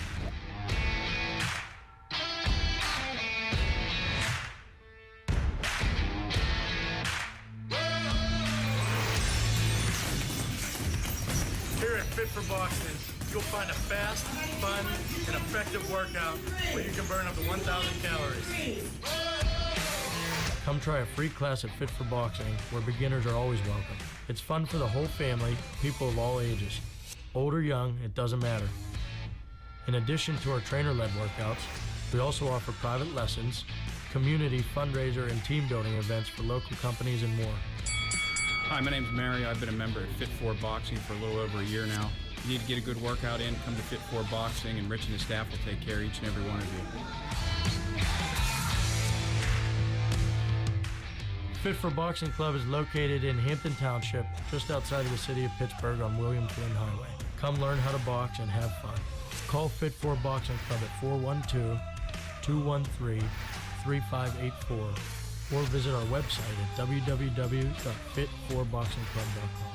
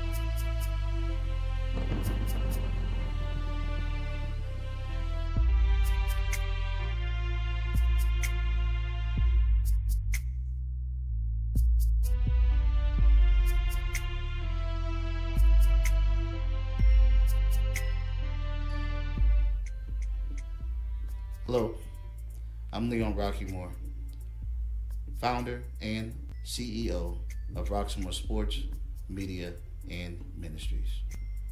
The beginning of grief from home services, it was an epiphany moment for me. I had a relative that recently passed away during this COVID-19 epidemic. I had family members up and down the East Coast, down in Florida, Georgia, North Carolina, South Carolina, all the way up. The funeral was here in Pittsburgh. The funeral home would let no more than 10 people in to view the body. I said, you know what? They're not going to get an opportunity to have closure with my family member, with their family member. And so it began. I began to say, why not take what we have, what we've done with the sports network, and now open up a new department in Roxamore and make a new platform for grief for home services. It's a ministry because it's service, and we are here to serve. We want to help families be able to still attend the funeral. We will go there, stream it for you, and you'll be able to watch it in real time with the loved ones who are there. Sometimes we just don't want to be alone. And we want the families who are grieving for their loved ones to know that they're not alone, that Roxamore is in this with you. I am in this with you. We stand together to help you grieve, to help you have closure, and to help support you through these difficult times until it passes. And this too shall pass. But we will be here ready to serve you, your family, and your friends. May God be with you. May God bless you and keep you during this difficult time.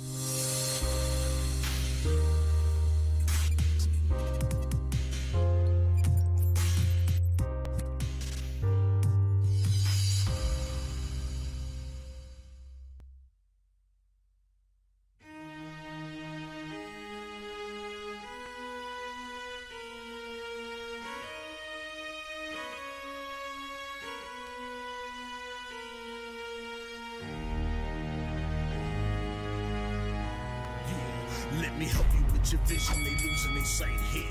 Time to send the world a message they might hear. Like big meals, I'm making it quite clear. I'm chasing my dreams and fighting my nightmares. I'm going real hard, I'm talking words you understand, I'm talking real bars. I'm going everywhere, you know I'm talking real far.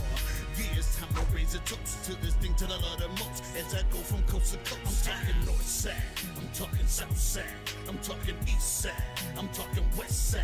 I'm going worldwide, I'm going worldwide, I'm going worldwide, I'm going worldwide.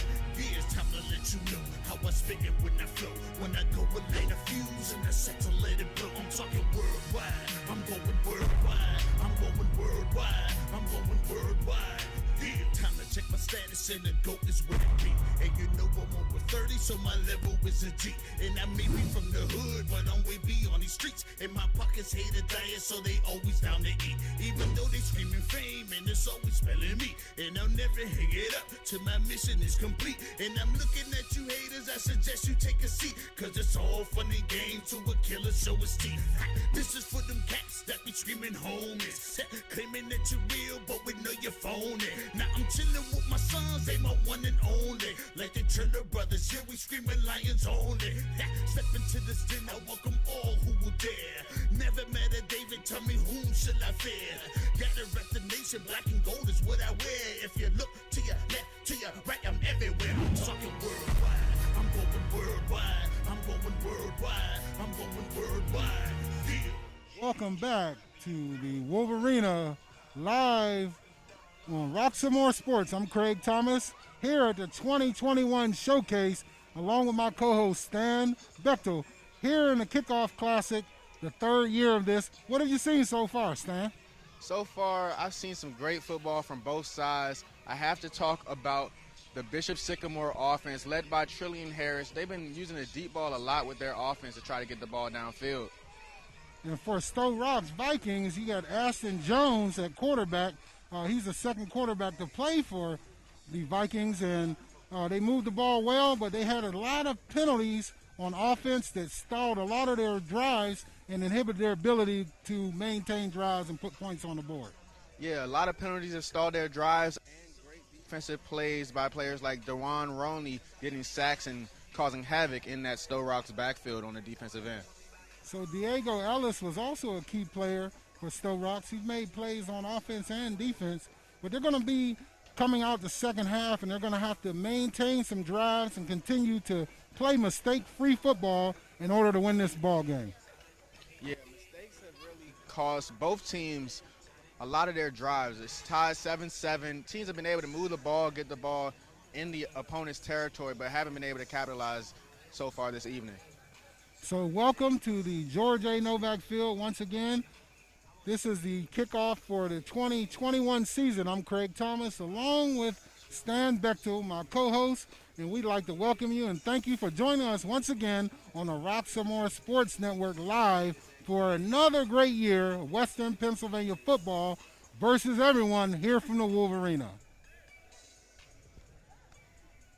So we'd like to thank you. And so going forward, what would you look to see in the second half out of Bishop Sycamore?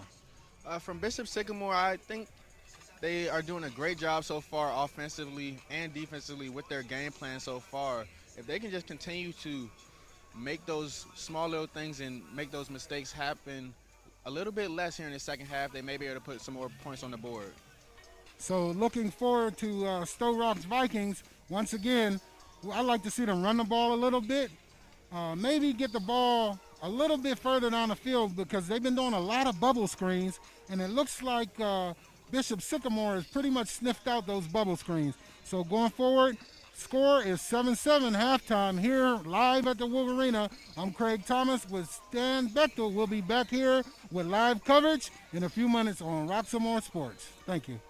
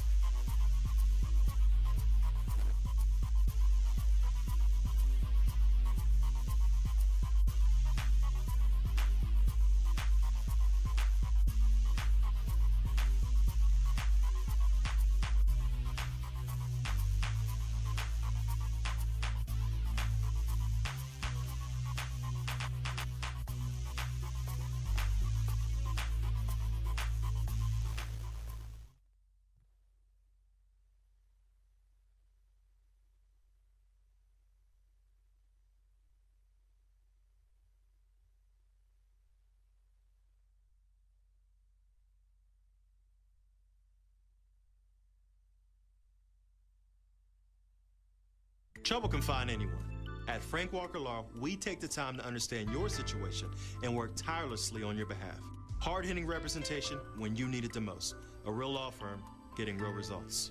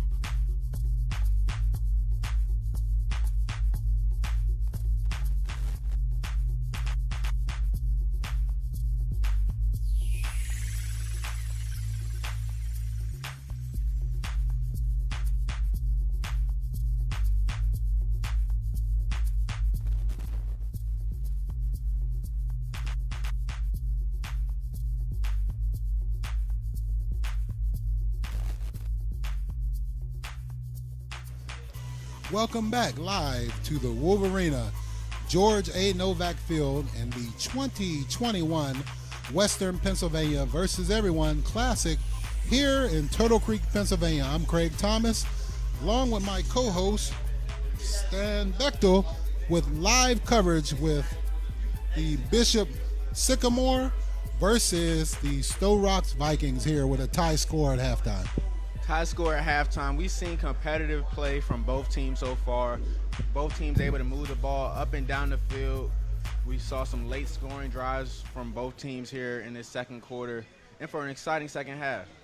Hopefully what we can look forward to is some of the penalties being cleaned up. So that's some of the things that you have early in this exhibition season. That's why one of the coaches want to see their players get out and work out all the kinks and get out all the penalties, and so they have something to go back to practice and work on in practice, something to motivate the young men, keep them humble. Yeah, they can work on these penalties. They can work on some of these bad snaps we've seen early on. Just a lot of things you can take away from this game and take away from this first half, hopefully they could talk about some of these things in the locker room as well. So going forward here, we'll be just about starting the second half. We have 1 minute and 5 seconds left here on halftime. We'd like to thank you for joining us here in this season. I'm Craig Thomas with my co-host Stan Bechtel, live on Roxamore Sports Networks. Thank you, Leon Rocky Moore, once again. This is the third year covering Woodland Hills football, and we are excited to be back. We are excited to have fans in the stand, and the kids and the young people are excited to play football here in Western Pennsylvania. Yeah, we got to see a little bit in halftime that the teams were hyping each other up, trying to get all of their energy ready to come out in this second half. So these kids are ready to play here in the second half on the Roxamore Sports Network. So you would look at this matchup and say both teams are pretty evenly matched because Sto-Rox is a good team. They only lost 2 games last year, one early in the season for a forfeit with some scheduling and the coronavirus issues, and so they lost one, and then they lost in the championship. But they're a good team, and absolutely this Bishop Sycamore team is loaded too. They have about 15 or 20 Division I prospects on their team. Yeah, loaded Bishop Sycamore team here. They got a loaded schedule as well. Sto-Rox is just one of those teams they play, and it's been a great game so far. Can't complain either way from the effort from either team, no matter the talent on either roster. So we'll see what these teams do at halftime, what adjustments they make, and if they can clean up this penalty situation, and we'll see who comes out of this game victorious in this first game of Western Pennsylvania versus everyone. George A. Novak football field here, the football factory in Western Pennsylvania. Bishop Sycamore deferred the call of the coin toss the first half, and so they'll receive the ball coming out. They'll be receiving the ball second half, and we'll see what happens here. Looking forward to some great football. We're all set for play. And the kick is off, taken at about the 10-yard line by number 10. He has a little open field, makes a couple of people miss, and goes up the left sideline out of bounds at about the 30-yard line. And he had an alley up the middle, but once again, you're seeing from this Bishop Sycamore team that they're trying to get to that wall and get to the outside every time. That was Isaiah Booker, wide receiver, 5'10", 175. Pretty good return, not bad starting field position out at close to the 30-yard line at about the 27-yard line. Is Will there take over for play? And we'll see who we have coming out quarterback here for Bishop Sycamore. It looks like they have a quarterback change here.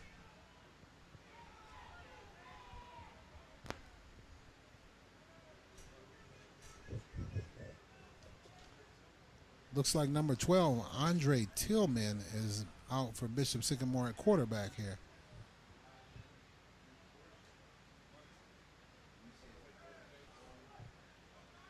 Completes the ball on a little short pass over the left side to Jerry Claiborne. It looks like a gain of about 6 yards on the first down. And a good pass to get this new quarterback, Andre Tillman, in a rhythm. Get the ball out of his hand quickly so he can make a play. Good positive play there on first down for Bishop Sycamore. Comes out with a second down and a short 5.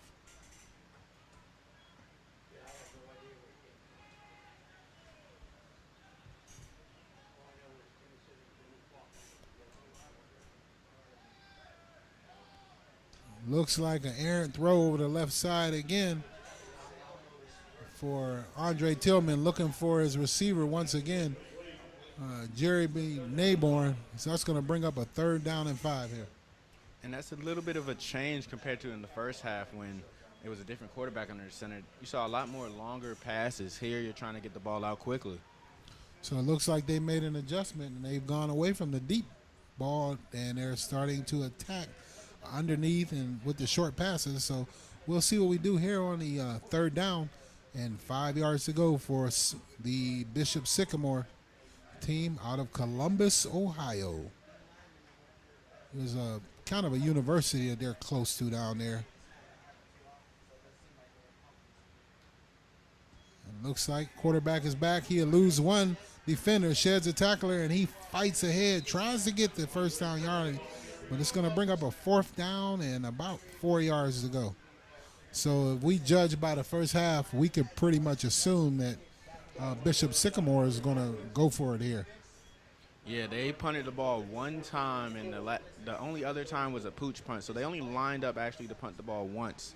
So I wouldn't expect anything different based off their previous trend. So this must just be all for film, because there's no way you would go for it 4th and 4 on your own 34-yard line in a regular season. And it looks like the pass is complete. First down yardage for number 14, Kyle Miller, over the middle with a little slant. Great pass and catch, pitch and catch. Yeah, Tillman had to rifle that ball in there on that one. A very tight window across the middle of the field on 4th down. So starting at the 44-yard line, it looks like Bishop Sycamore has made an adjustment, and it looks like they're on the move here.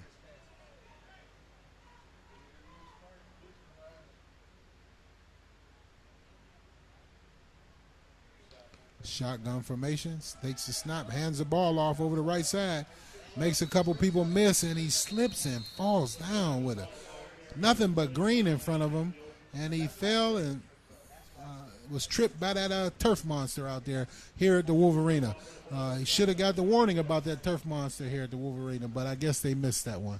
Yeah, the turf monster got him on that one. Travis Budd got out, broke a few tackles, got out in space, but the turf monster said, "No, you don't. I'm bringing you right here." Well, that's a loss of 2 yards on the play. That's going to bring up 2nd down and 12 here. And we will see with a late substitution here for the Vikings, they can hold up on defense. 2nd and 12, snap is up. It looks like a quarterback draw, has a little room, eludes a couple of defenders, and gains about 4 yards there, bringing up a 3rd down and about 7.5, 8 yards. Yeah, and that one looked like it was a design quarterback draw. It looked like he didn't even look downfield and just try to accelerate right away. Yeah, you like to see him hold that just a little bit longer on that, to draw that defense up and then shoot the ball down the seam there and see if he can break one loose there for a long run. Yeah, try to get those pass rushes a little bit more upfield so he can have a more natural running lane to create. So that brings up 3rd down here, with Bishop Sycamore sticking to their traditional shotgun formation. Snap is back. Good. Quarterback rolls off to his right. He looks downfield, pulls the ball down. He has a lot of green in front of him. He takes off, eludes a couple defenders, and he's tackled at about the 41-yard line for a 1st down and 10 for the Sycamore. Yeah, and Tillman was looking for the pass when he got out of the pocket on that one. It just looked like his receiver out there, Armand Scott, wasn't on the same page, so he had to take off. And luckily, he was able to get that 1st down. And it looks like he showed a good mobility. Tillman showed good mobility there, good speed, getting out the pocket, and gets downfield for the 1st down. So, once again, the Sycamore on the move, 1st and 10. They are in Viking territory on about the 40-yard line. 7 minutes and 22 seconds left on the clock, and it looks like we're going to have a penalty on the play. So that's going to be our first penalty in the second half. It's going to look like it's going to go against the Sycamore for illegal procedure on the offense. Big fella, number 55 for the Sycamore, moved a little bit early. Need to hold up a little bit there, big fella. Khalil Jones, 6'6", 330 pounds. Big fella got it all moving and couldn't hold back. Yeah, that's a big kid out there, and just got to hold his water a little bit longer. Shotgun formation. We got another quarterback in there, number 6. It looks like throws the ball over the right side, gets the ball to the running back, and he takes a big hit over there. So that was another change at quarterback there. Looks like Tyrell Davis is listed as a tight end and a defensive end, but he took the ball, snap, and threw a pass over the right side to number 28, Travis Budd, and he loses a couple of defenders and takes the ball up the right sideline and is hit hard.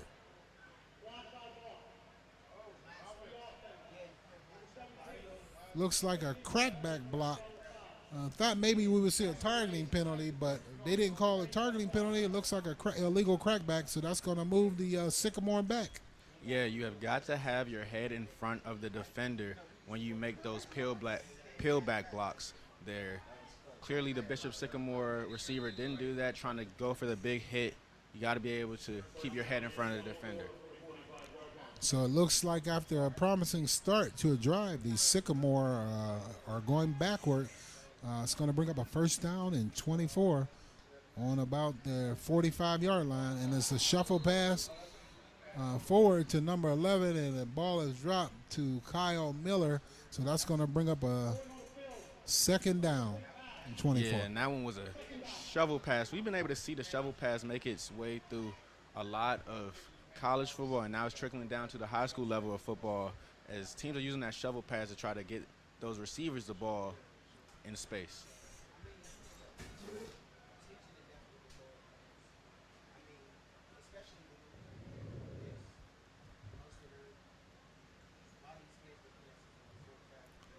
So one thing that you've seen so far in the second half, that different quarterback for the Sycamore, and they were able to move the ball early in this drive, but once again, these penalties have reared their head, and looks like they're going to have to make a big play here in order to continue this drive. So they come out in shotgun formation. Quarterback takes the snap, looks deep, throws the ball up for grabs, and it looks like it's intercepted. He floated the ball up, and it looks like the Sto-Rox Viking goes up and high points the ball and gets an interception and take the ball the other way. And we do have an injury on the field, but a little bit about that play. Number 4 has been getting targeted by the Bishop Sycamore offense on these deep balls a lot, and he's finally able to come up with the interception of his own. So that was a great stance coming out of the locker room for the Sto-Rox Vikings, Western Pennsylvania team, as we are in the Western Pennsylvania versus everyone kickoff classic here from Woodland Hills, Wolvarena, here in Turtle Creek, Pennsylvania. I'm Craig Thomas, along with Stan Bechtel, my co-host. 6 minutes and 23 seconds left to go here in the third quarter. And we have a stoppage in play on the field right now for an injury timeout. Stoppage in play right here, and I just want to talk about, once again, how that was a great defensive play there from Sto-Rox. They've been throwing those deep balls, and I'm sure in the locker room, they told that DB that he needs to be prepared for that and go make a play to get them to stop doing that. And that's exactly what he did on that one. So it looks like the injured player is up and off the field right now for Sto-Rox is number 56. And it looks like that is DeMonte Smith. And he walks off the field under his own power.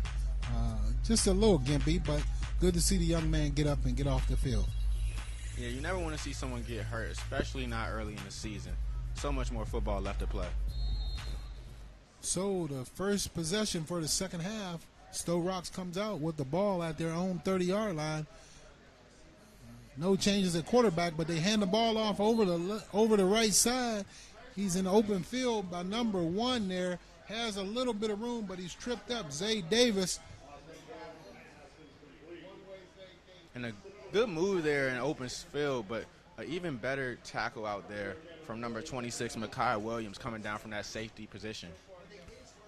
So Jones hands the ball off to Zay Davis, and he takes it over the right side, and then comes back with a similar play, but he's bottled up this time. That's going to bring up a third down and about 6 yards to go here. So it looks like Sto-Rox has come out content with trying to run the ball here starting this second half. Yeah, running the ball is another great way to counter this pass rush. 'Cause you may be able to get these defensive ends creating some running lanes by rushing upfield and forgetting about the run. So it kind of keeps you ahead of the sticks too. So with third down here, we'll see what Sto-Rox comes up with. Snap is low to Jones. He picks it up, has a receiver, and the ball is tipped and almost intercepted. Goes through one hand of the defender for the Sycamore, number 26. And it looks like it's going to bring up a fourth down for the Vikings. And Mekhi Williams making his name known on this drive. He came all the way from the left hash to get all the way across the field to the right side to make that play on that ball. So it looks like the Vikings are going to punt the ball here. Great defensive stance right there for the Sycamore to come out, and they should start out with great field position. So back deep for the Sycamore right now is, it's like number 2, Adrian Brown, is back deep. And it looks like Bishop Sycamore is going to try to bring some pressure off of this left side here on this punt return. Sto-Rox has a late player hustling off the sidelines, gets in, and they bring a little heat, but Sto-Rox gets the punt away and is taken, and it's a great defensive play by number 23 of Sto-Rox, immediately taken down.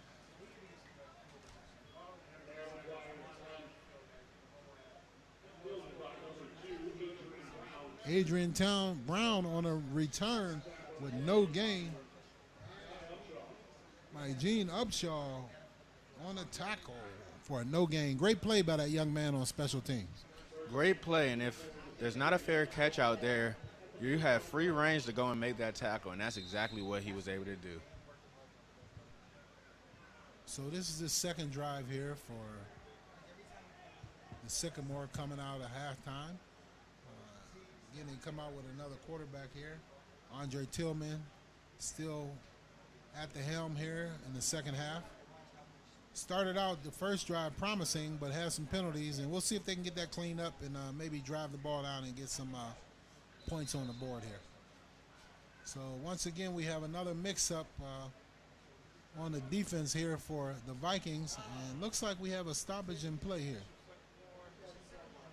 So this early in the second half, we have a timeout by Bishop Sycamore trying to get their teammates, the team on the same page and to get the players set up and put together a good drive here, see if they can move and take advantage of this great field position. Yeah, early timeout here in the second half, but it is a close game, so it may be a thing to look at whether or not that timeout is needed later on in this game. So once again, you are here live on Roxamore Sports Network, Western Pennsylvania versus everyone. Year number 3. I'm Craig Thomas with my co-host Stan Bechtel. The George A. Novak Field, Turtle Creek, Pennsylvania. We have a tie ball game, 7-7 with Sto-Rox Vikings tied with the Columbus team, the Sycamore out of Columbus. And it's a great ball game. And now we are officially Friday night under the lights. The lights have come on, and when the lights come on, the players, they shine. So we'll see who shines this second half. Expect some big plays here. Sycamore with the high snap, hands the ball off to the running back, and he's taken down for a loss there. Great tackle there by the Vikings, number 32.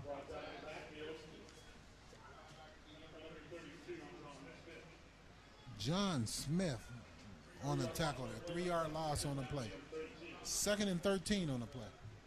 Yeah, we saw John Smith make some plays earlier in the first half as well, so he's having a good game this evening. So once again, it's a negative play, having the Sycamore going backwards on the first play. See if they can make up for it, and it's a bubble screen again, and it's sniffed out by the Vikings. They come hard on that play, and it's a great loss, a loss of about another 6 yards on that play.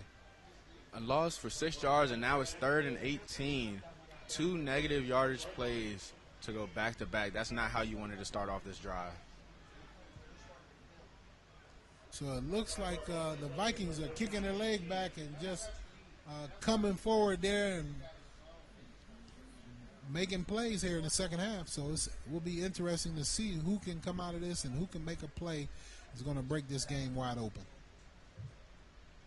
3:43 left on the clock here in the third quarter. Third down in a country mile.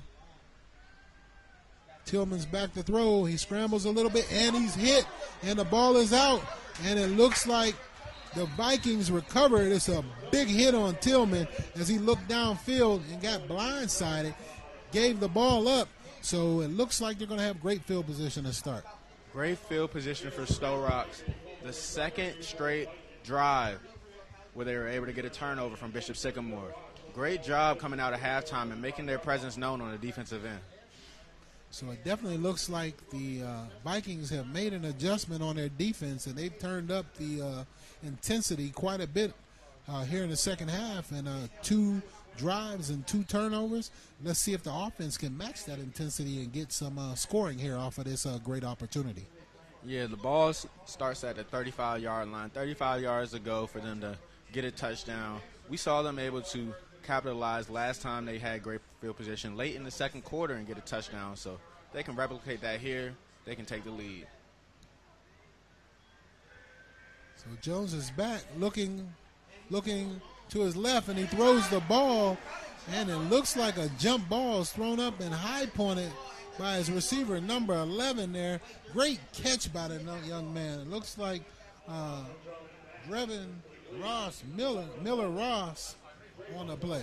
Yeah, Drayvon Miller Ross on the play. It looks like a great catch by that young man, but he's taken down, and it looks like somebody's injured on the play.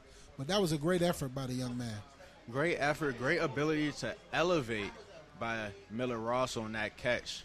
He threw the ball up for grabs, and Jones trusted Miller Ross to make a play, and that's what he did. So right now we have a stoppage in play for the injury, and we hope that young man is fine over there. Looks like he's sitting up, maybe just had the wind knocked out of him. We're hoping the best for the young man, but that was a great effort by that young man. Great effort to go up and get the ball and keep both feet in bounds and move the ball forward for his team. Yeah, great effort, a great ball, air under the ball to make sure it came down and that it was able for someone to catch it. Great throw there, great catch. So that's going to put the Vikings at a first down and goal here at about the 9-yard line of the Sycamore. So we'll see once we resume play. Looks like he might have a cramp here. Looks like the trainer is stretching him out. So that's a good sign there. Young man rolled over on his stomach and is being stretched out by the trainer. So hopefully he'll be fine. And his teammates can go ahead and, while he's recovering on the sideline, for a play or two and maybe try to punch this in for a touchdown and take the lead. Yeah, they have a chance here to take a lead in a very close game. Just over 3 minutes remaining in this third quarter. This touchdown can put all the pressure on the visiting Bishop Sycamore. So you got Bishop Sycamore coming down the turnpike from Ohio, Columbus, with intentions to do damage to the Western Pennsylvania team. But right now, Sto-Rox is holding their own in a 7-7 ball game with 3 minutes and 18 seconds left here. Craig Thomas, along with Stan Bechtel, my co-host, George A. Novak Field, Western Pennsylvania versus everyone. Kickoff Classic number 3 here live Friday night. Western Pennsylvania football under the lights. You gotta love it. If you love football, you love Western Pennsylvania football. If you love football, you love Western Pennsylvania football, like you said, and you love watching football here on the Roxamore Sports Network, especially when it comes to this showcase weekend. Every game is going to be televised. You get to see teams from all across Western Pennsylvania try to show off, show that this is the best area in the country for football, and make their presence known. So coming up next, I believe the next game we have Central Catholic versus a team from outside of Philadelphia. What team was that? That would be in Hopetep from Pennsylvania. So they'll be facing Central Catholic. Should be another good game here on the Roxamore Sports Network. So stay with us all night and enjoy a night of football. Great weather here. No rain so far today here in Pittsburgh, Western Pennsylvania. Great night for football. Excellent weather. Glad to be on the Roxamore Sports Network. And we are ready for play here. The snap is off and the pass is up, and it looks like it's high pointed. It looks like the number 5 quarterback, and it looks like it's going to be a touchdown. And that's Josh Jenkins once again. That's his second touchdown of the game. Last one, we saw him catch a hitch and be able to make a play and get in the touchdown, and he was able to catch a jump ball on that one. So that puts the Vikings up 13-7 there. Here with 3 minutes and 12 seconds left to go here in the third quarter with a extra point forthcoming.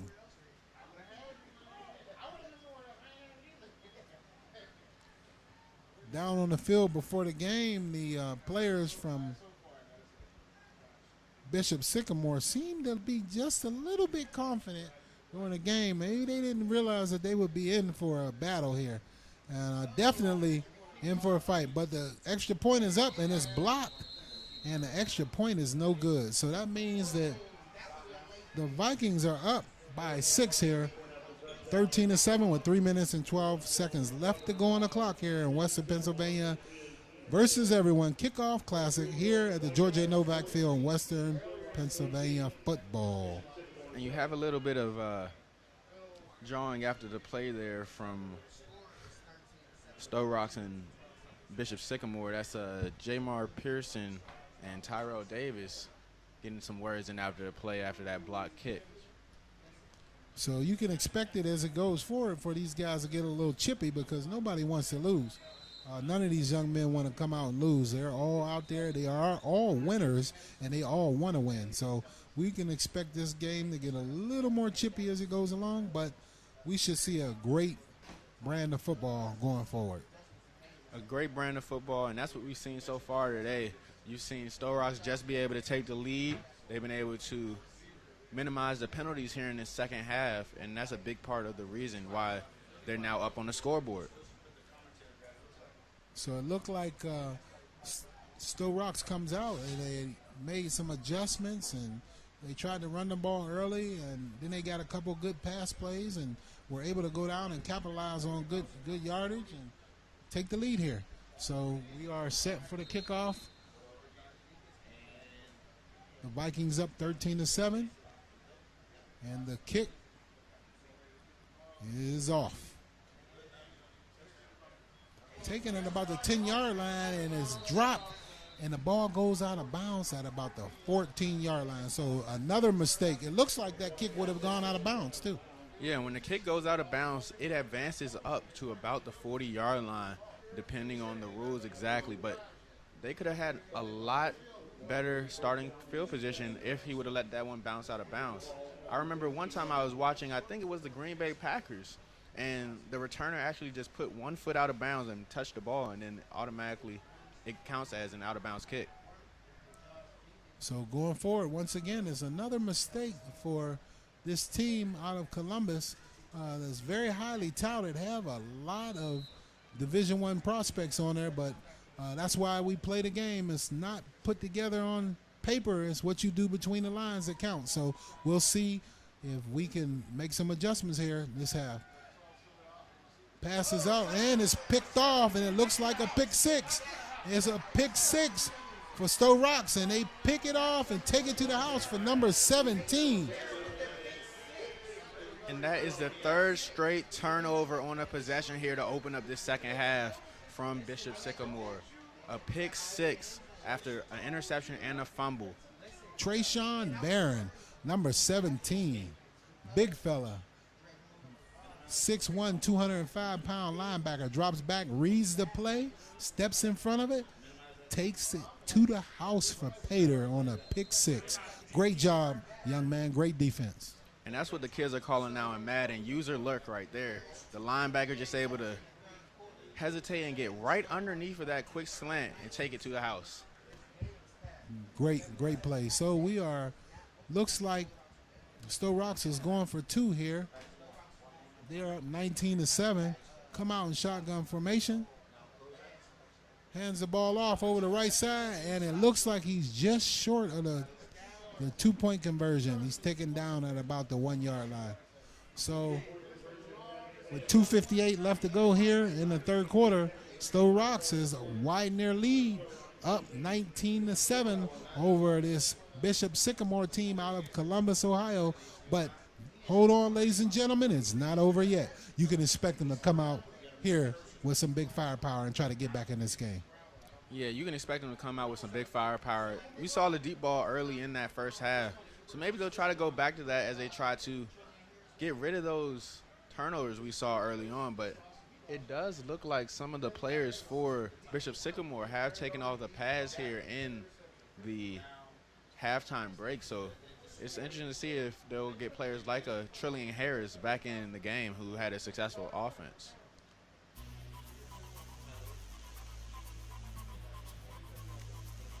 So 19-7 is our score here from the George A. Novak Field. This is the football factory of Western Pennsylvania, the Woodland Hills Wolvarena, Turtle Creek, Pennsylvania. I'm Craig Thomas with Stan Bechtel, my co-host.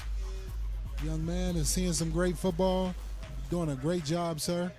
Good to be here with you. Good, excited about the upcoming season. Excited to see Woodland Hills restore the roar and get back into playing great football that they are accustomed to here. And the kick is off, and we're up back to live play, and it looks like number 22 for Bishop Sycamore had a big lane. And it looks like you have the players going at it. Looks like he had looked like we had mayhem break out. A little bit of a melee there, a little fighting going on in the middle of the field. Referees have gotten it under control there, but it's a great run by the young man. Looks like he could have eluded a tackler and maybe gone for a lot more yards, but we don't want to see, any extracurricular activity, but we can expect it to get chippy. Yeah, that was McRae and McGuire from both Bishop Sycamore and Sto-Rox going at it on that one. Looked like that was the front line of the kickoff, and it just got a little physical, and players got on the ground, and then they just kept going at it. Maybe they didn't hear the whistle.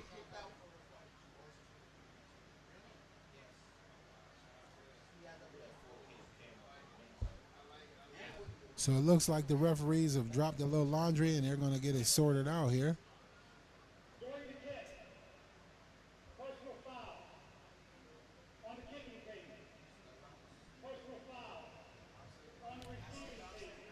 So it looks like they're going to call offsetting penalties during the kick, and they're going to replay the kick. So it looks like the kickoff team and the receiving team have to come out and do it again.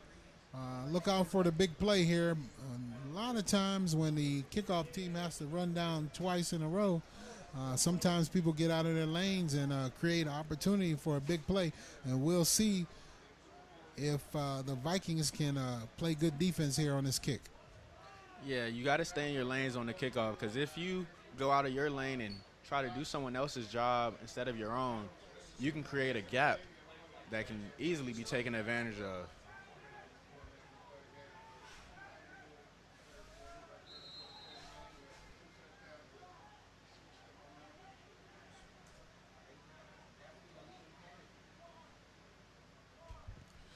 And the redo is off. Kick is down. Ball's batted around, picked up at about the 10-yard line.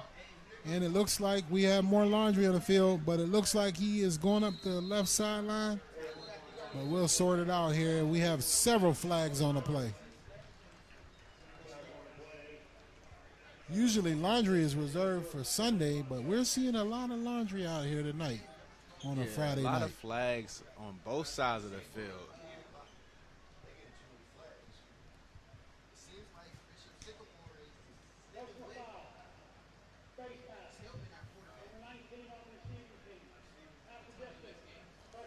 Looks like a penalty on Bishop Sycamore, face mask on the receiving team.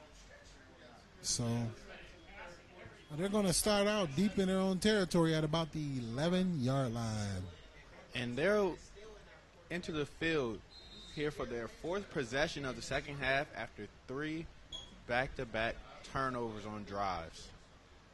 They've had a fumble, they've had an interception, and they've had a pick six.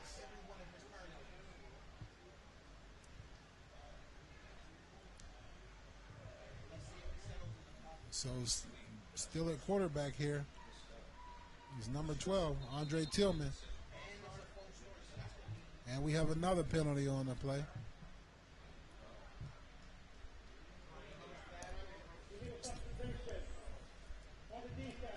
It looks like we have an illegal substitution on the Vikings. 5-yard penalty is going to bring up a first down and 5 here. We'll see if these teams right now can settle down and get the play cleaned up, and we can get through this game here with a clean game for the rest of this game. These tune-ups are so they can start getting ready for the regular season here.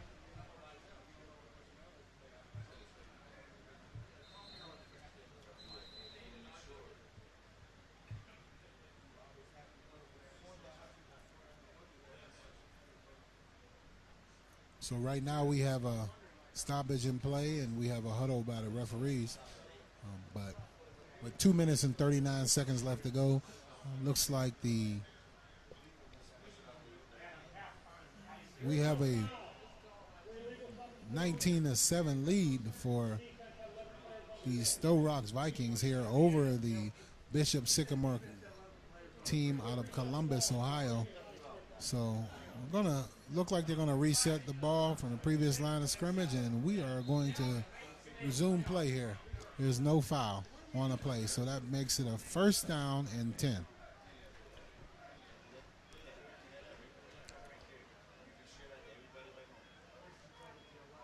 Snap is high over the head of Tillman. He rolls back, throws the ball deep and through the hands to a couple people. Almost another interception. And he was close to his third interception in this quarter alone on that one. The snap was a little high. You got to get that snap down to help get this quarterback settled here in the second half.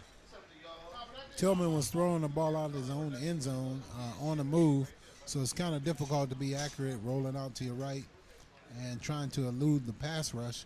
But he has to be careful here deep in his own territory not to turn the ball over again and let the game get completely out of hand. Yeah, the game is still in reach here with a whole nother quarter left to play. Tillman's back to pass, and he throws the ball, and it's off the fingertips of the receiver. Almost picked off again by the Vikings. Goes through the hands of number 21.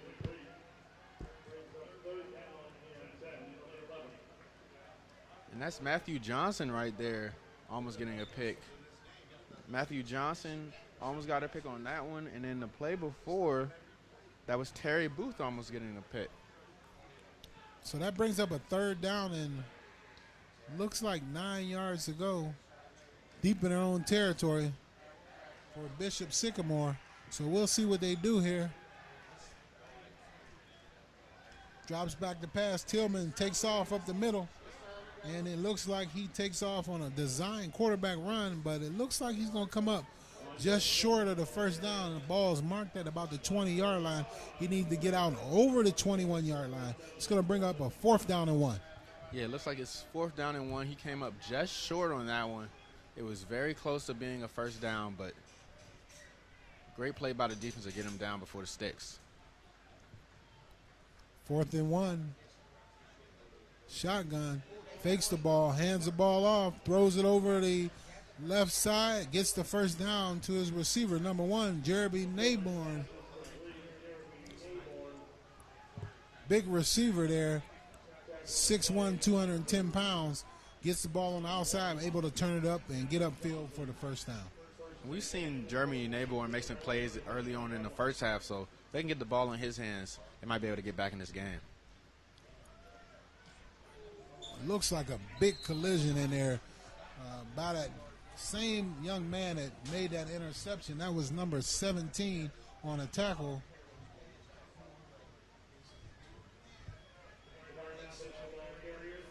Trayshawn Byrne on a tackle, it looks like. Great play by that young man, that linebacker, stepping up, filling that hole. So it looks like we have a penalty on the play. This looks like it's going to be encroachment against the Vikings here. Going to bring up a second down and short for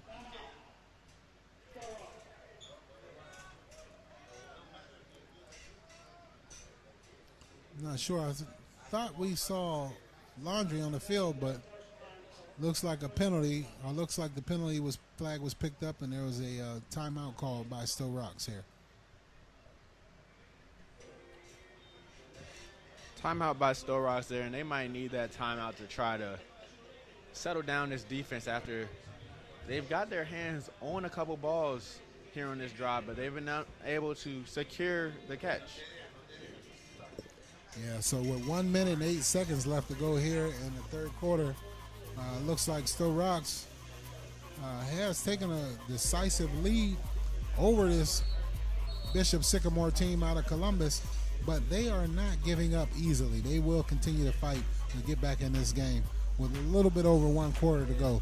And they have the firepower, they have the athletes to be able to get back in the game. A couple big plays, and this could be a close ball game. Yeah, a couple big plays. We've seen them try to get those big plays, throw the ball downfield, but you have players out there like Diego Ellis who are going to look to get their hands on the ball once again if they throw the ball down once again. So we're all set for live play. Shotgun formation.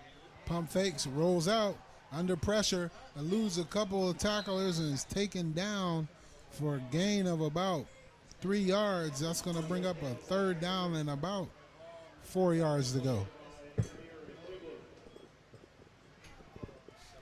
So Tillman made some good moves, eluding a couple of the tackles there in the backfield, but he wasn't able to pick up the first down, but that leaves him in a good position. Third down and about 4 yards to go. 3rd and 4, and if you can see the sideline, they just made a running back sub, put McColl's Todd in. He might be their third down back, as we saw them substitute the third down back on for a lot more passing plays. Not sure what happened, but that was a quick delay of game there. So that's a 5-yard penalty against the Sycamore to move them back. That's going to be a third down and 9 yards to go here for the Sycamore. We'll see if they can overcome, once again, another penalty.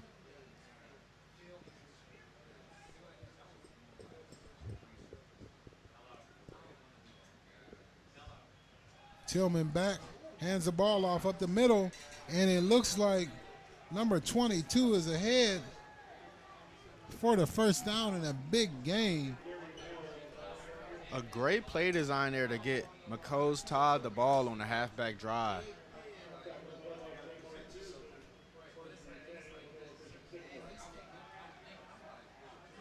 Looks like Tillman over the left side. He takes the ball to the sideline. So that's 2 back-to-back first downs for this Bishop Sycamore team.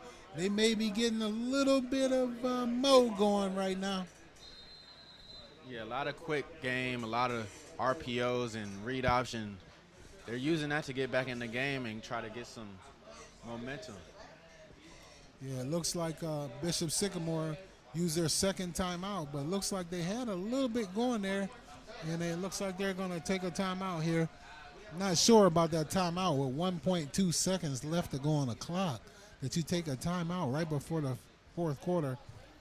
Yeah, I really don't. I'm not sure about that call, but maybe they may need that timeout. Using that timeout may come back to haunt them later on in the game, but we'll see how it plays out. Yeah, they have 1 timeout remaining, and if they can score in this drive, they may need those timeouts to kind of stop the clock, get the ball back at some point in this close game.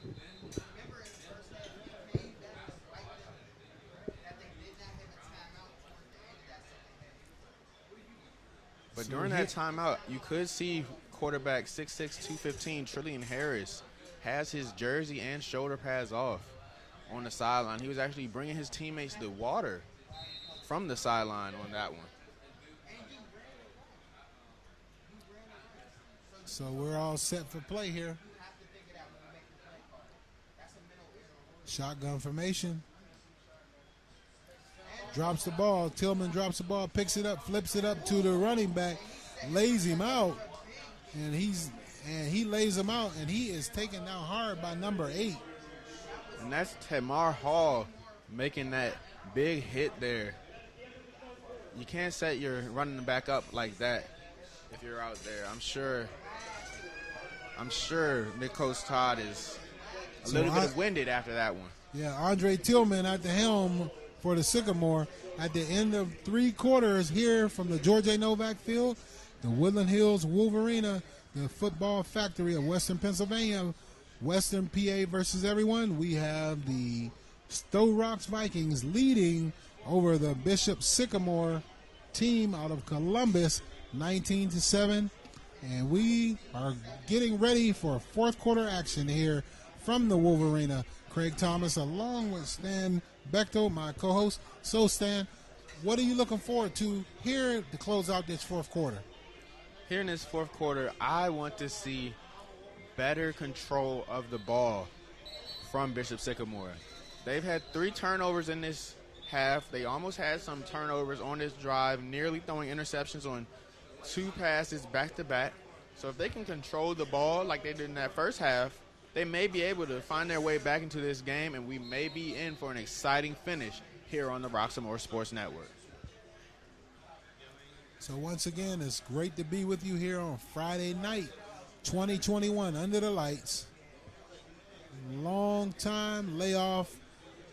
Good to be back. The young people are back in school, back playing sports, but continue to be safe. Wear your mask, do your social distancing, get vaccinated if you see fit, and let's do what we can to curb this thing. But we are back to live play here. I'm Craig Thomas, and we had a handoff over the right side for a little or no gain. It's actually a loss of about 3 yards on the play. Yeah, and if you're taught on that one, you'll learn this over time, but you want to accelerate upfield. Don't go backwards, because as you advance to the next level, which I'm sure all these players are going to be good enough to get some kind of opportunity at the next level, the defenders will get faster, and they'll be able to track you down just like on that one. So back in the shotgun formation, Tillman takes the ball, hands it off. Number 22 takes the ball over the right side. And another good run by Todd there on that one. Coach Todd, great run by the young man. He shut off the first defender, gains about 6 yards over the right side. That's going to bring up a 4th down and about long 7, 8 yards here as they cross over the midfield line, and they are in the Viking territory, but they're going for it on 4th down. And they subbed in Elijah Ujori, number 41, in the backfield. We saw him catch a swing pass on one of those plays and be able to get the ball as you see a flag. Once again, we have Laundry on the field. It looks like legal procedure, which is going to move the Sycamore back and make it a 4th down and about 12 yards. So once again, the penalties are drive killers and drive stoppers here. So in order to be able to be successful on any level, you have to alleviate these penalties to continue to sustain drives and put points on the board. Yeah, and it's been a story of 2 halves when it comes to the penalties. The first half is really Sto-Rox with a lot of the penalties. Now it's Bishop Sycamore. So Tillman back to pass. He looks, and he short hops the ball to his receiver. Looks like his receiver intended was Armand Scott. He's a 6'3", 200-pound receiver. Looks like he had a little space, but was unable to get him the ball and turnover on down. So it looks like the Vikings hold, and they'll be looking forward to moving this ball, putting this game on ice. So if you get a second half dry summary from the Sto-Rox defense, it'll go interception, fumble, pick 6, turnovers on downs. I'm sure in their locker room, their coaches could not have hoped for anything better coming out of halftime. So you wonder if it's just the fact that they changed players and their personnel's in and they decided to play some of the other players in the second half. But nonetheless, you still want to see your players get out and have a good showing and just represent themselves and their team well. And this second half has been a struggle for the Sycamore. Yeah, it's been a struggle for them. As you see another flag come in. So there's, when you look at some of the penalties have just been, from a lack of intensity and lack of concentration, unable to get out the get out of the huddle and get the play off on time after a turnover. I'm not sure how that happens. Yeah, you want to be able to get those plays in fast out of the huddle, so that way you can kind of have the advantage. So there's a handoff, there's a jet sweep over the right side for the Vikings. Taken down, runs about 20 yards, but is taken down for a loss about 3 yards. So he covered a lot of ground, but didn't gain a lot of ground on that play. Yeah, and they tried to get that jet sweep across the field, but were unable to really get much. As number 6 for Bishop Sycamore, Tyrell Davis, we've heard his name earlier today. We heard it once again, able to keep contained at that defensive end position. So we haven't seen any trick plays tonight, and so I'm wondering when somebody's going to open up the can of trick plays and bring one out for us. I'm looking forward to that soon. Haven't seen any yet, but we'll look forward to it. Yeah, I don't know if they'll bring out those trick plays here in this first game. They might want to save those for as they get closer to playoff against some of their more conference opponents. But if we get some trick plays, I'm sure it'll be great to watch.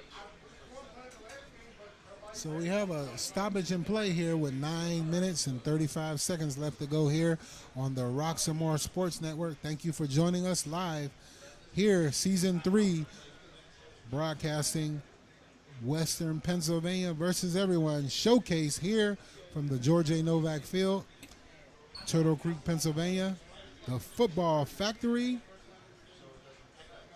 of Western Pennsylvania. Craig Thomas along with Stan Bechtel. So, Stan, this second half is dragging along just a little bit due to a lot of penalties. But right now, looks like the Vikings have come out the second half with a little bit more intensity. Yeah, and that intensity is shown on the defensive end as the offense really hasn't had to do much really to score the ball. They've gotten great field position as the field's been flipped, and it's also been able to let this quarterback, Austin Jones, make some great plays. So Jones is still back at quarterback, and it looks like the snap was a little bit away from him, but he corrals it and goes over the left side and did not make a mistake, held on to the ball. It's going to bring up,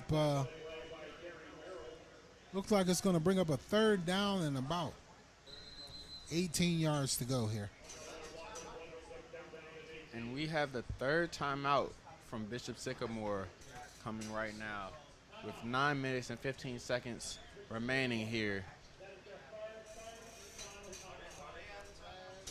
Yeah, Bishop Sycamore is out of timeouts with 9 minutes left to go in the game. I'm not sure about a timeout on a third down and 18. But nonetheless, they called the timeout. I guess he wanted to communicate with his team and make sure they stay back and don't let anyone behind them. Don't let anyone get the first down. Keep everything in front of you and make the tackle and try to get off the field and get the ball back for their offense. Yeah, try to get the ball back for your offense and try to get that momentum that you had before that timeout to get it back with a play right here. I look for this defensive line to really come after the quarterback here like we saw in that first half.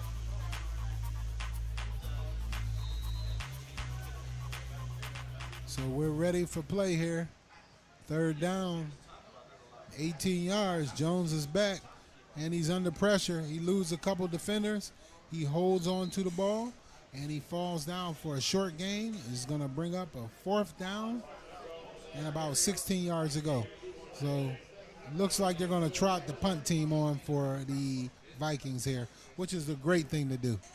Yeah, it's a great time to punt, especially with this 2-touchdown lead, because you don't want to give any momentum back to Bishop Sycamore with a short field. So that's a great call by their coach to punt the ball and continue to play defense. Let the clock run because we are under 9 minutes here. And the snap is up. The punt is off. It looks like it's going to be a short punt, but it takes a bounce. Taken at about the 30-yard line. Up the sideline to the left. Across the 40 and knocked out of bounds at about the 45, 46-yard line. And Kyle Miller showing off some speed there, being able to outrun some angles on those angle tackles.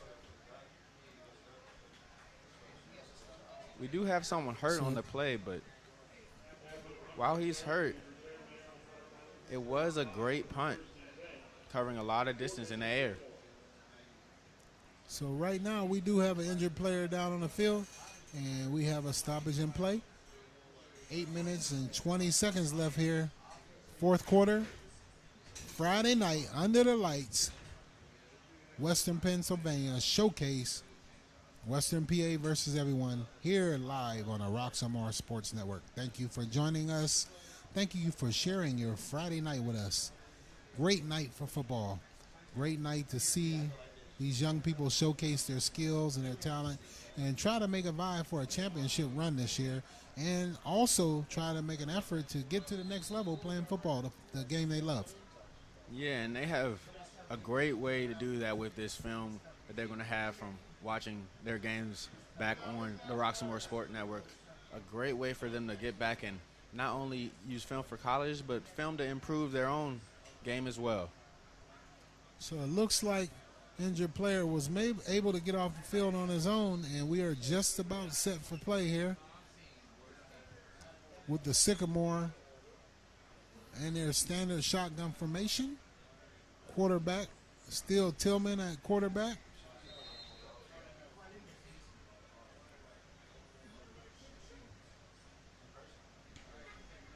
Snap is up. He hands the ball off over the right side to his running back, number 28.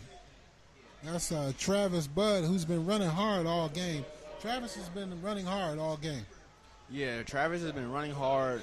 Falling forward is a good sign of if a running back is running hard and trying to seek out that contact, or whether they're just taking the contact.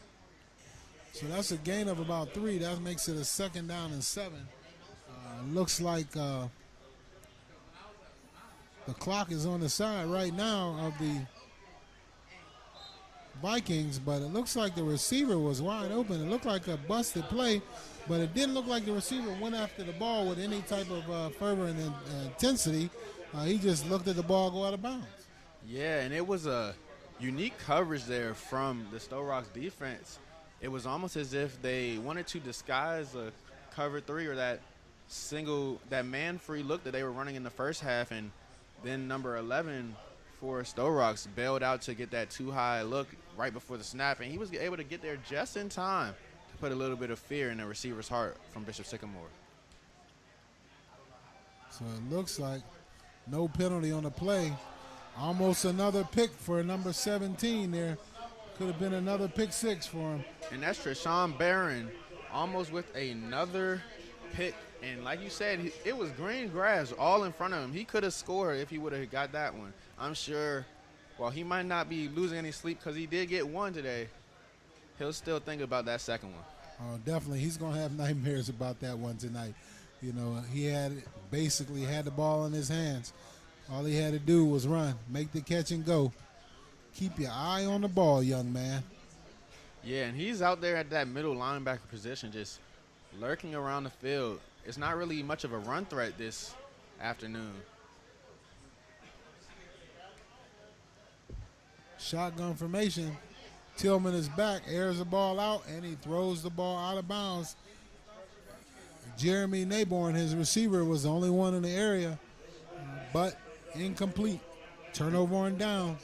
And a great job from the D-line, able to get a hand on the quarterback's shoulder to affect that pass.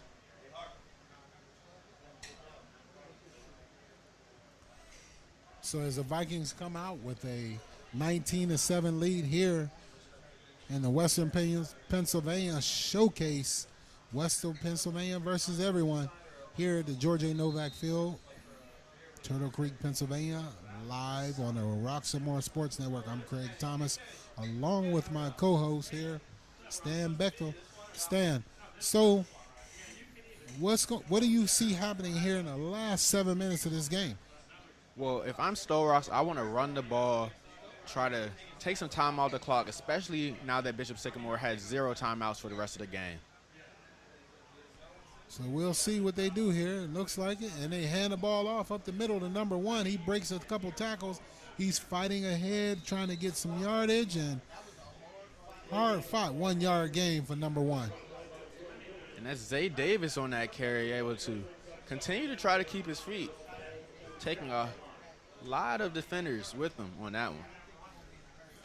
Looks like the Vikings have to be careful to secure the ball and look for the Sycamore to try to strip the ball out and create a turnover and get back in this game.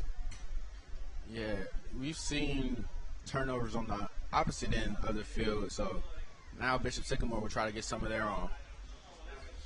Once again, ball handed off up the middle to number 7. Good run by number 7.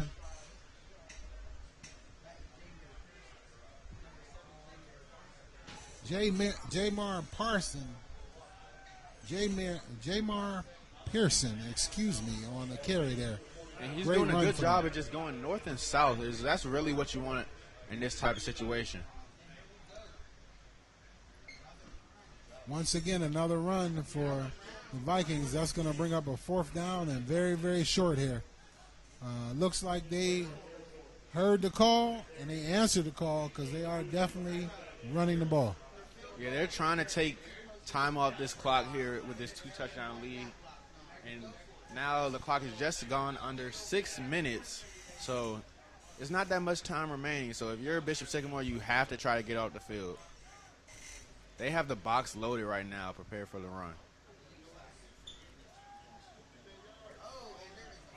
Looks like we have more laundry on the field. We have a flag on the play as the running back is stacked up over the right side for a loss of about 3 yards on that play. Looks like a holding on the offense, and that's probably going to be refused, and it's going to be a turnover on downs.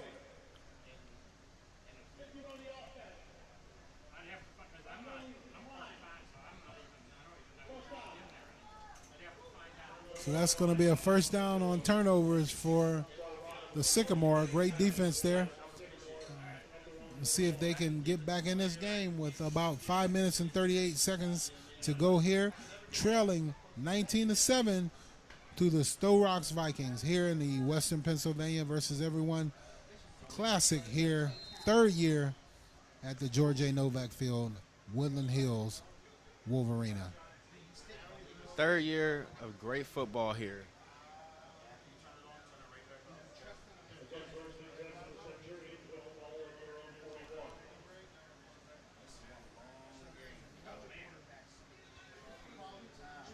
So it looks like we have another quarterback change here for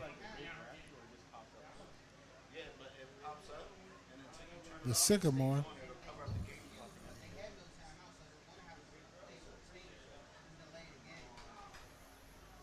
Looks like Tyrell Davis is at quarterback. Hands the ball off.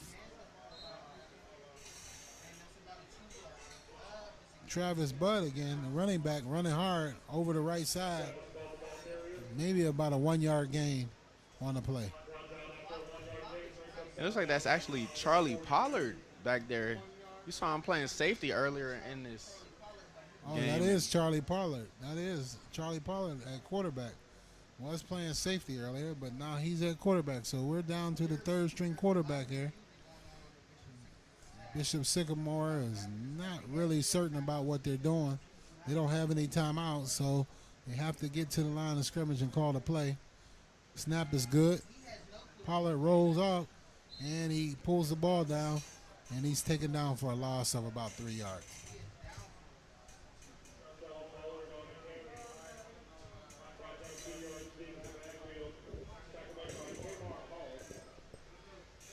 So we are just about under 5 minutes. We are heading towards 4 minutes left to go in this game. The first game of the 2021 kickoff classic, Western Pennsylvania versus everyone. The Wolvarena, the football factory here in Western Pennsylvania. 2 good teams. Look like the pass is up. And is caught by a receiver. And for a a first great down. catch. Number 14 goes up with defenders draped on him and makes the catch. Kyle Miller Great catch by that young man. And Kyle Miller's been making good plays all afternoon. That one was just lobbed up in the air on that one. But the best thing I've seen this afternoon is Sto-Rox's defense being able to make that adjustment to a too high shell and basically take away all that deep passing game.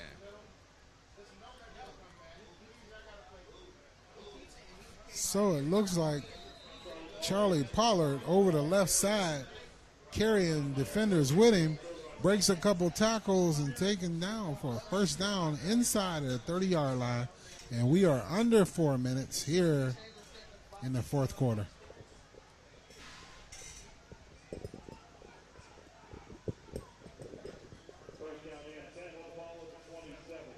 First and 10 at the 27-yard line for the Sycamore. Pollard at quarterback. Rolls to the right, and he's under pressure. And he throws the ball forward. I'm not sure if it's a fumble. The referee throws a flag up. I'm not sure what that is, but we'll get it all sorted out here.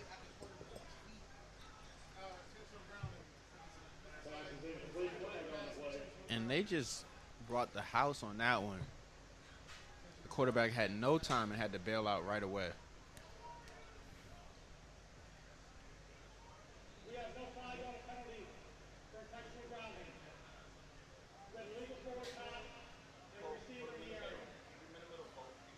So it looks like there was a flag for intentional grounding, but the referee picked it up and called off the flag. And so that's going to say incomplete pass, second down and 10. Yeah, and great awareness there from Charlie Pollard, able to flick that ball with just the hint of the wrist right before he hit the ground.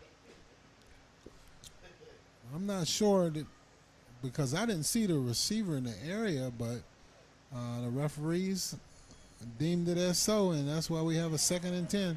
Pollard is back, and he has a wide open receiver, wide open with nobody near the receiver, and Pollard couldn't get him the ball. And one of those things that happens when you play a cover two is that you do leave the middle of the field open if that linebacker doesn't get depth in between the two safeties. And it happened right there. They just weren't able to capitalize on it.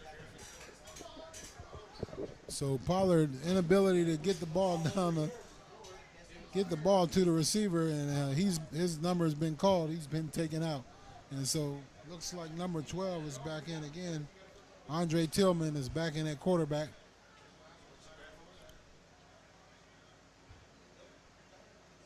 Third down and 10 yards to go here.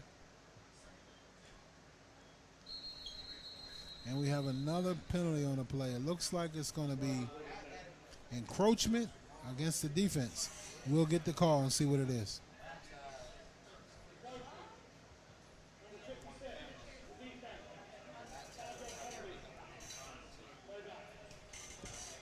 Encroachment on the defense, that's going to bring up a third down and 5. So it could get interesting here if the Sycamore can punch this one in, get the extra point, and maybe go for the onside kick.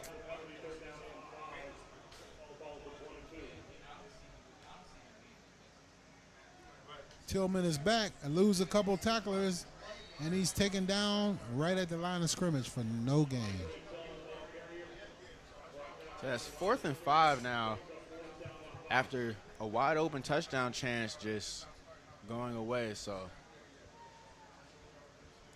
we are just north of 2 minutes, and the clock is ticking. Sycamore have no timeouts left, and they're letting a lot of time run off the clock here.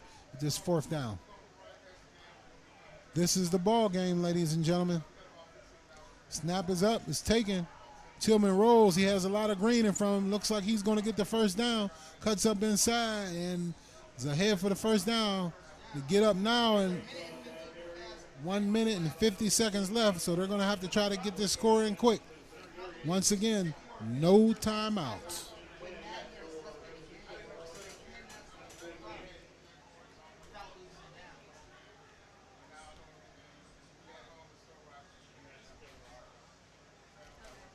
Tillman is taking a long time to get this snap off.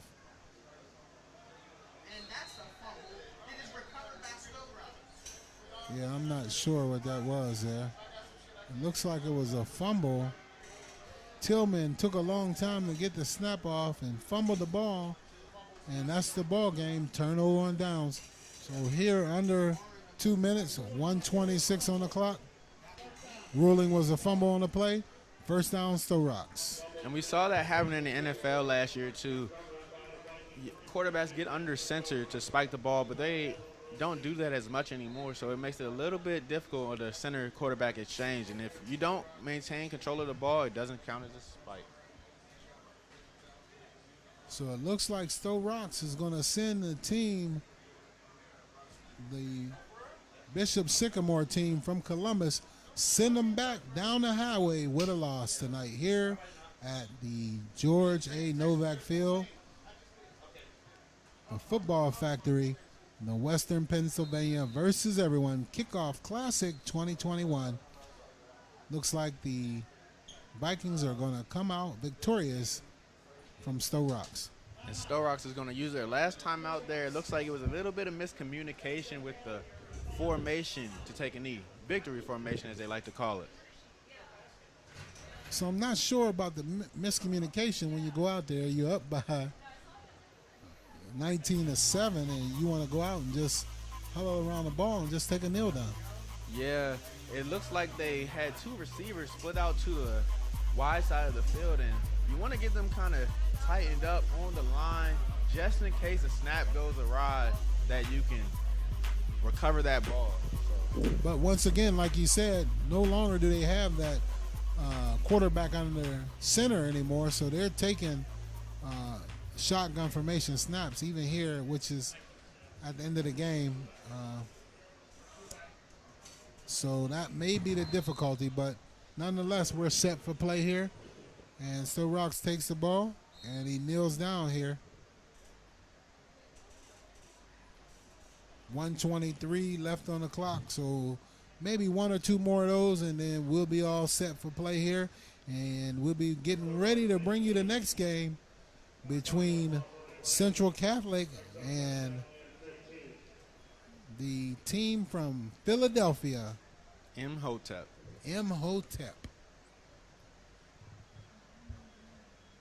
So I hope you're enjoying your Friday night under the lights, Western Pennsylvania football here 2021, where you are watching live the Sto-Rox Vikings, who were 10-2 last year, come out this year and get a victory against the Bishop Sycamore team from Columbus here, sending them back with at least one defeat so far. And that'll just about do it here for this first game. I'm Craig Thomas, along with Stan Bechtel, my co-host. You've seen a good game, first game, and make sure you stick with us for one more game tonight, and then join us tomorrow for a full ledger of games tomorrow with 3 games on tap. Got a great slate of games tomorrow, and we have one more game tonight. Pittsburgh Catholic versus Imhotep tonight, as this one goes final. So it's in the books, ladies and gentlemen. 19-7, Sto-Rox Vikings over the Bishop Sycamore team from Columbus. And so going forward, we just want to thank you for joining us. And seen a great game, second half. There was a lot of penalties, mainly on the second half by Bishop Sycamore. It looks like the Vikings got their defense and got a little bit of their offense cleaned up and was able to move the ball just enough to be able to get a couple touchdowns and win the game. Yeah, they were able to move the ball just enough, get a couple touchdowns, and they were helped out greatly by the ability of that defense to force turnovers. Turnovers and being able to capitalize them helped Sto-Rox get back in this game and win this game. So for the first game so far, make sure you stick with us. I'm Craig Thomas with my co-host here, Stan Bechtel. We are live in the Wolvarena and the football factory here in Turtle Creek, PA, the 2021 Pennsylvania versus everyone Kickoff Classic. Make sure you stay with us for our next game featured here on Roxamore Sports Network with the Central Catholic Pittsburgh team versus the Imhotep out of Philadelphia, here live on Roxamore Sports, and we'll be right back. Okay, so I guess, all right, so I guess we're done here for right now, and so you can stay tuned for tomorrow and see us.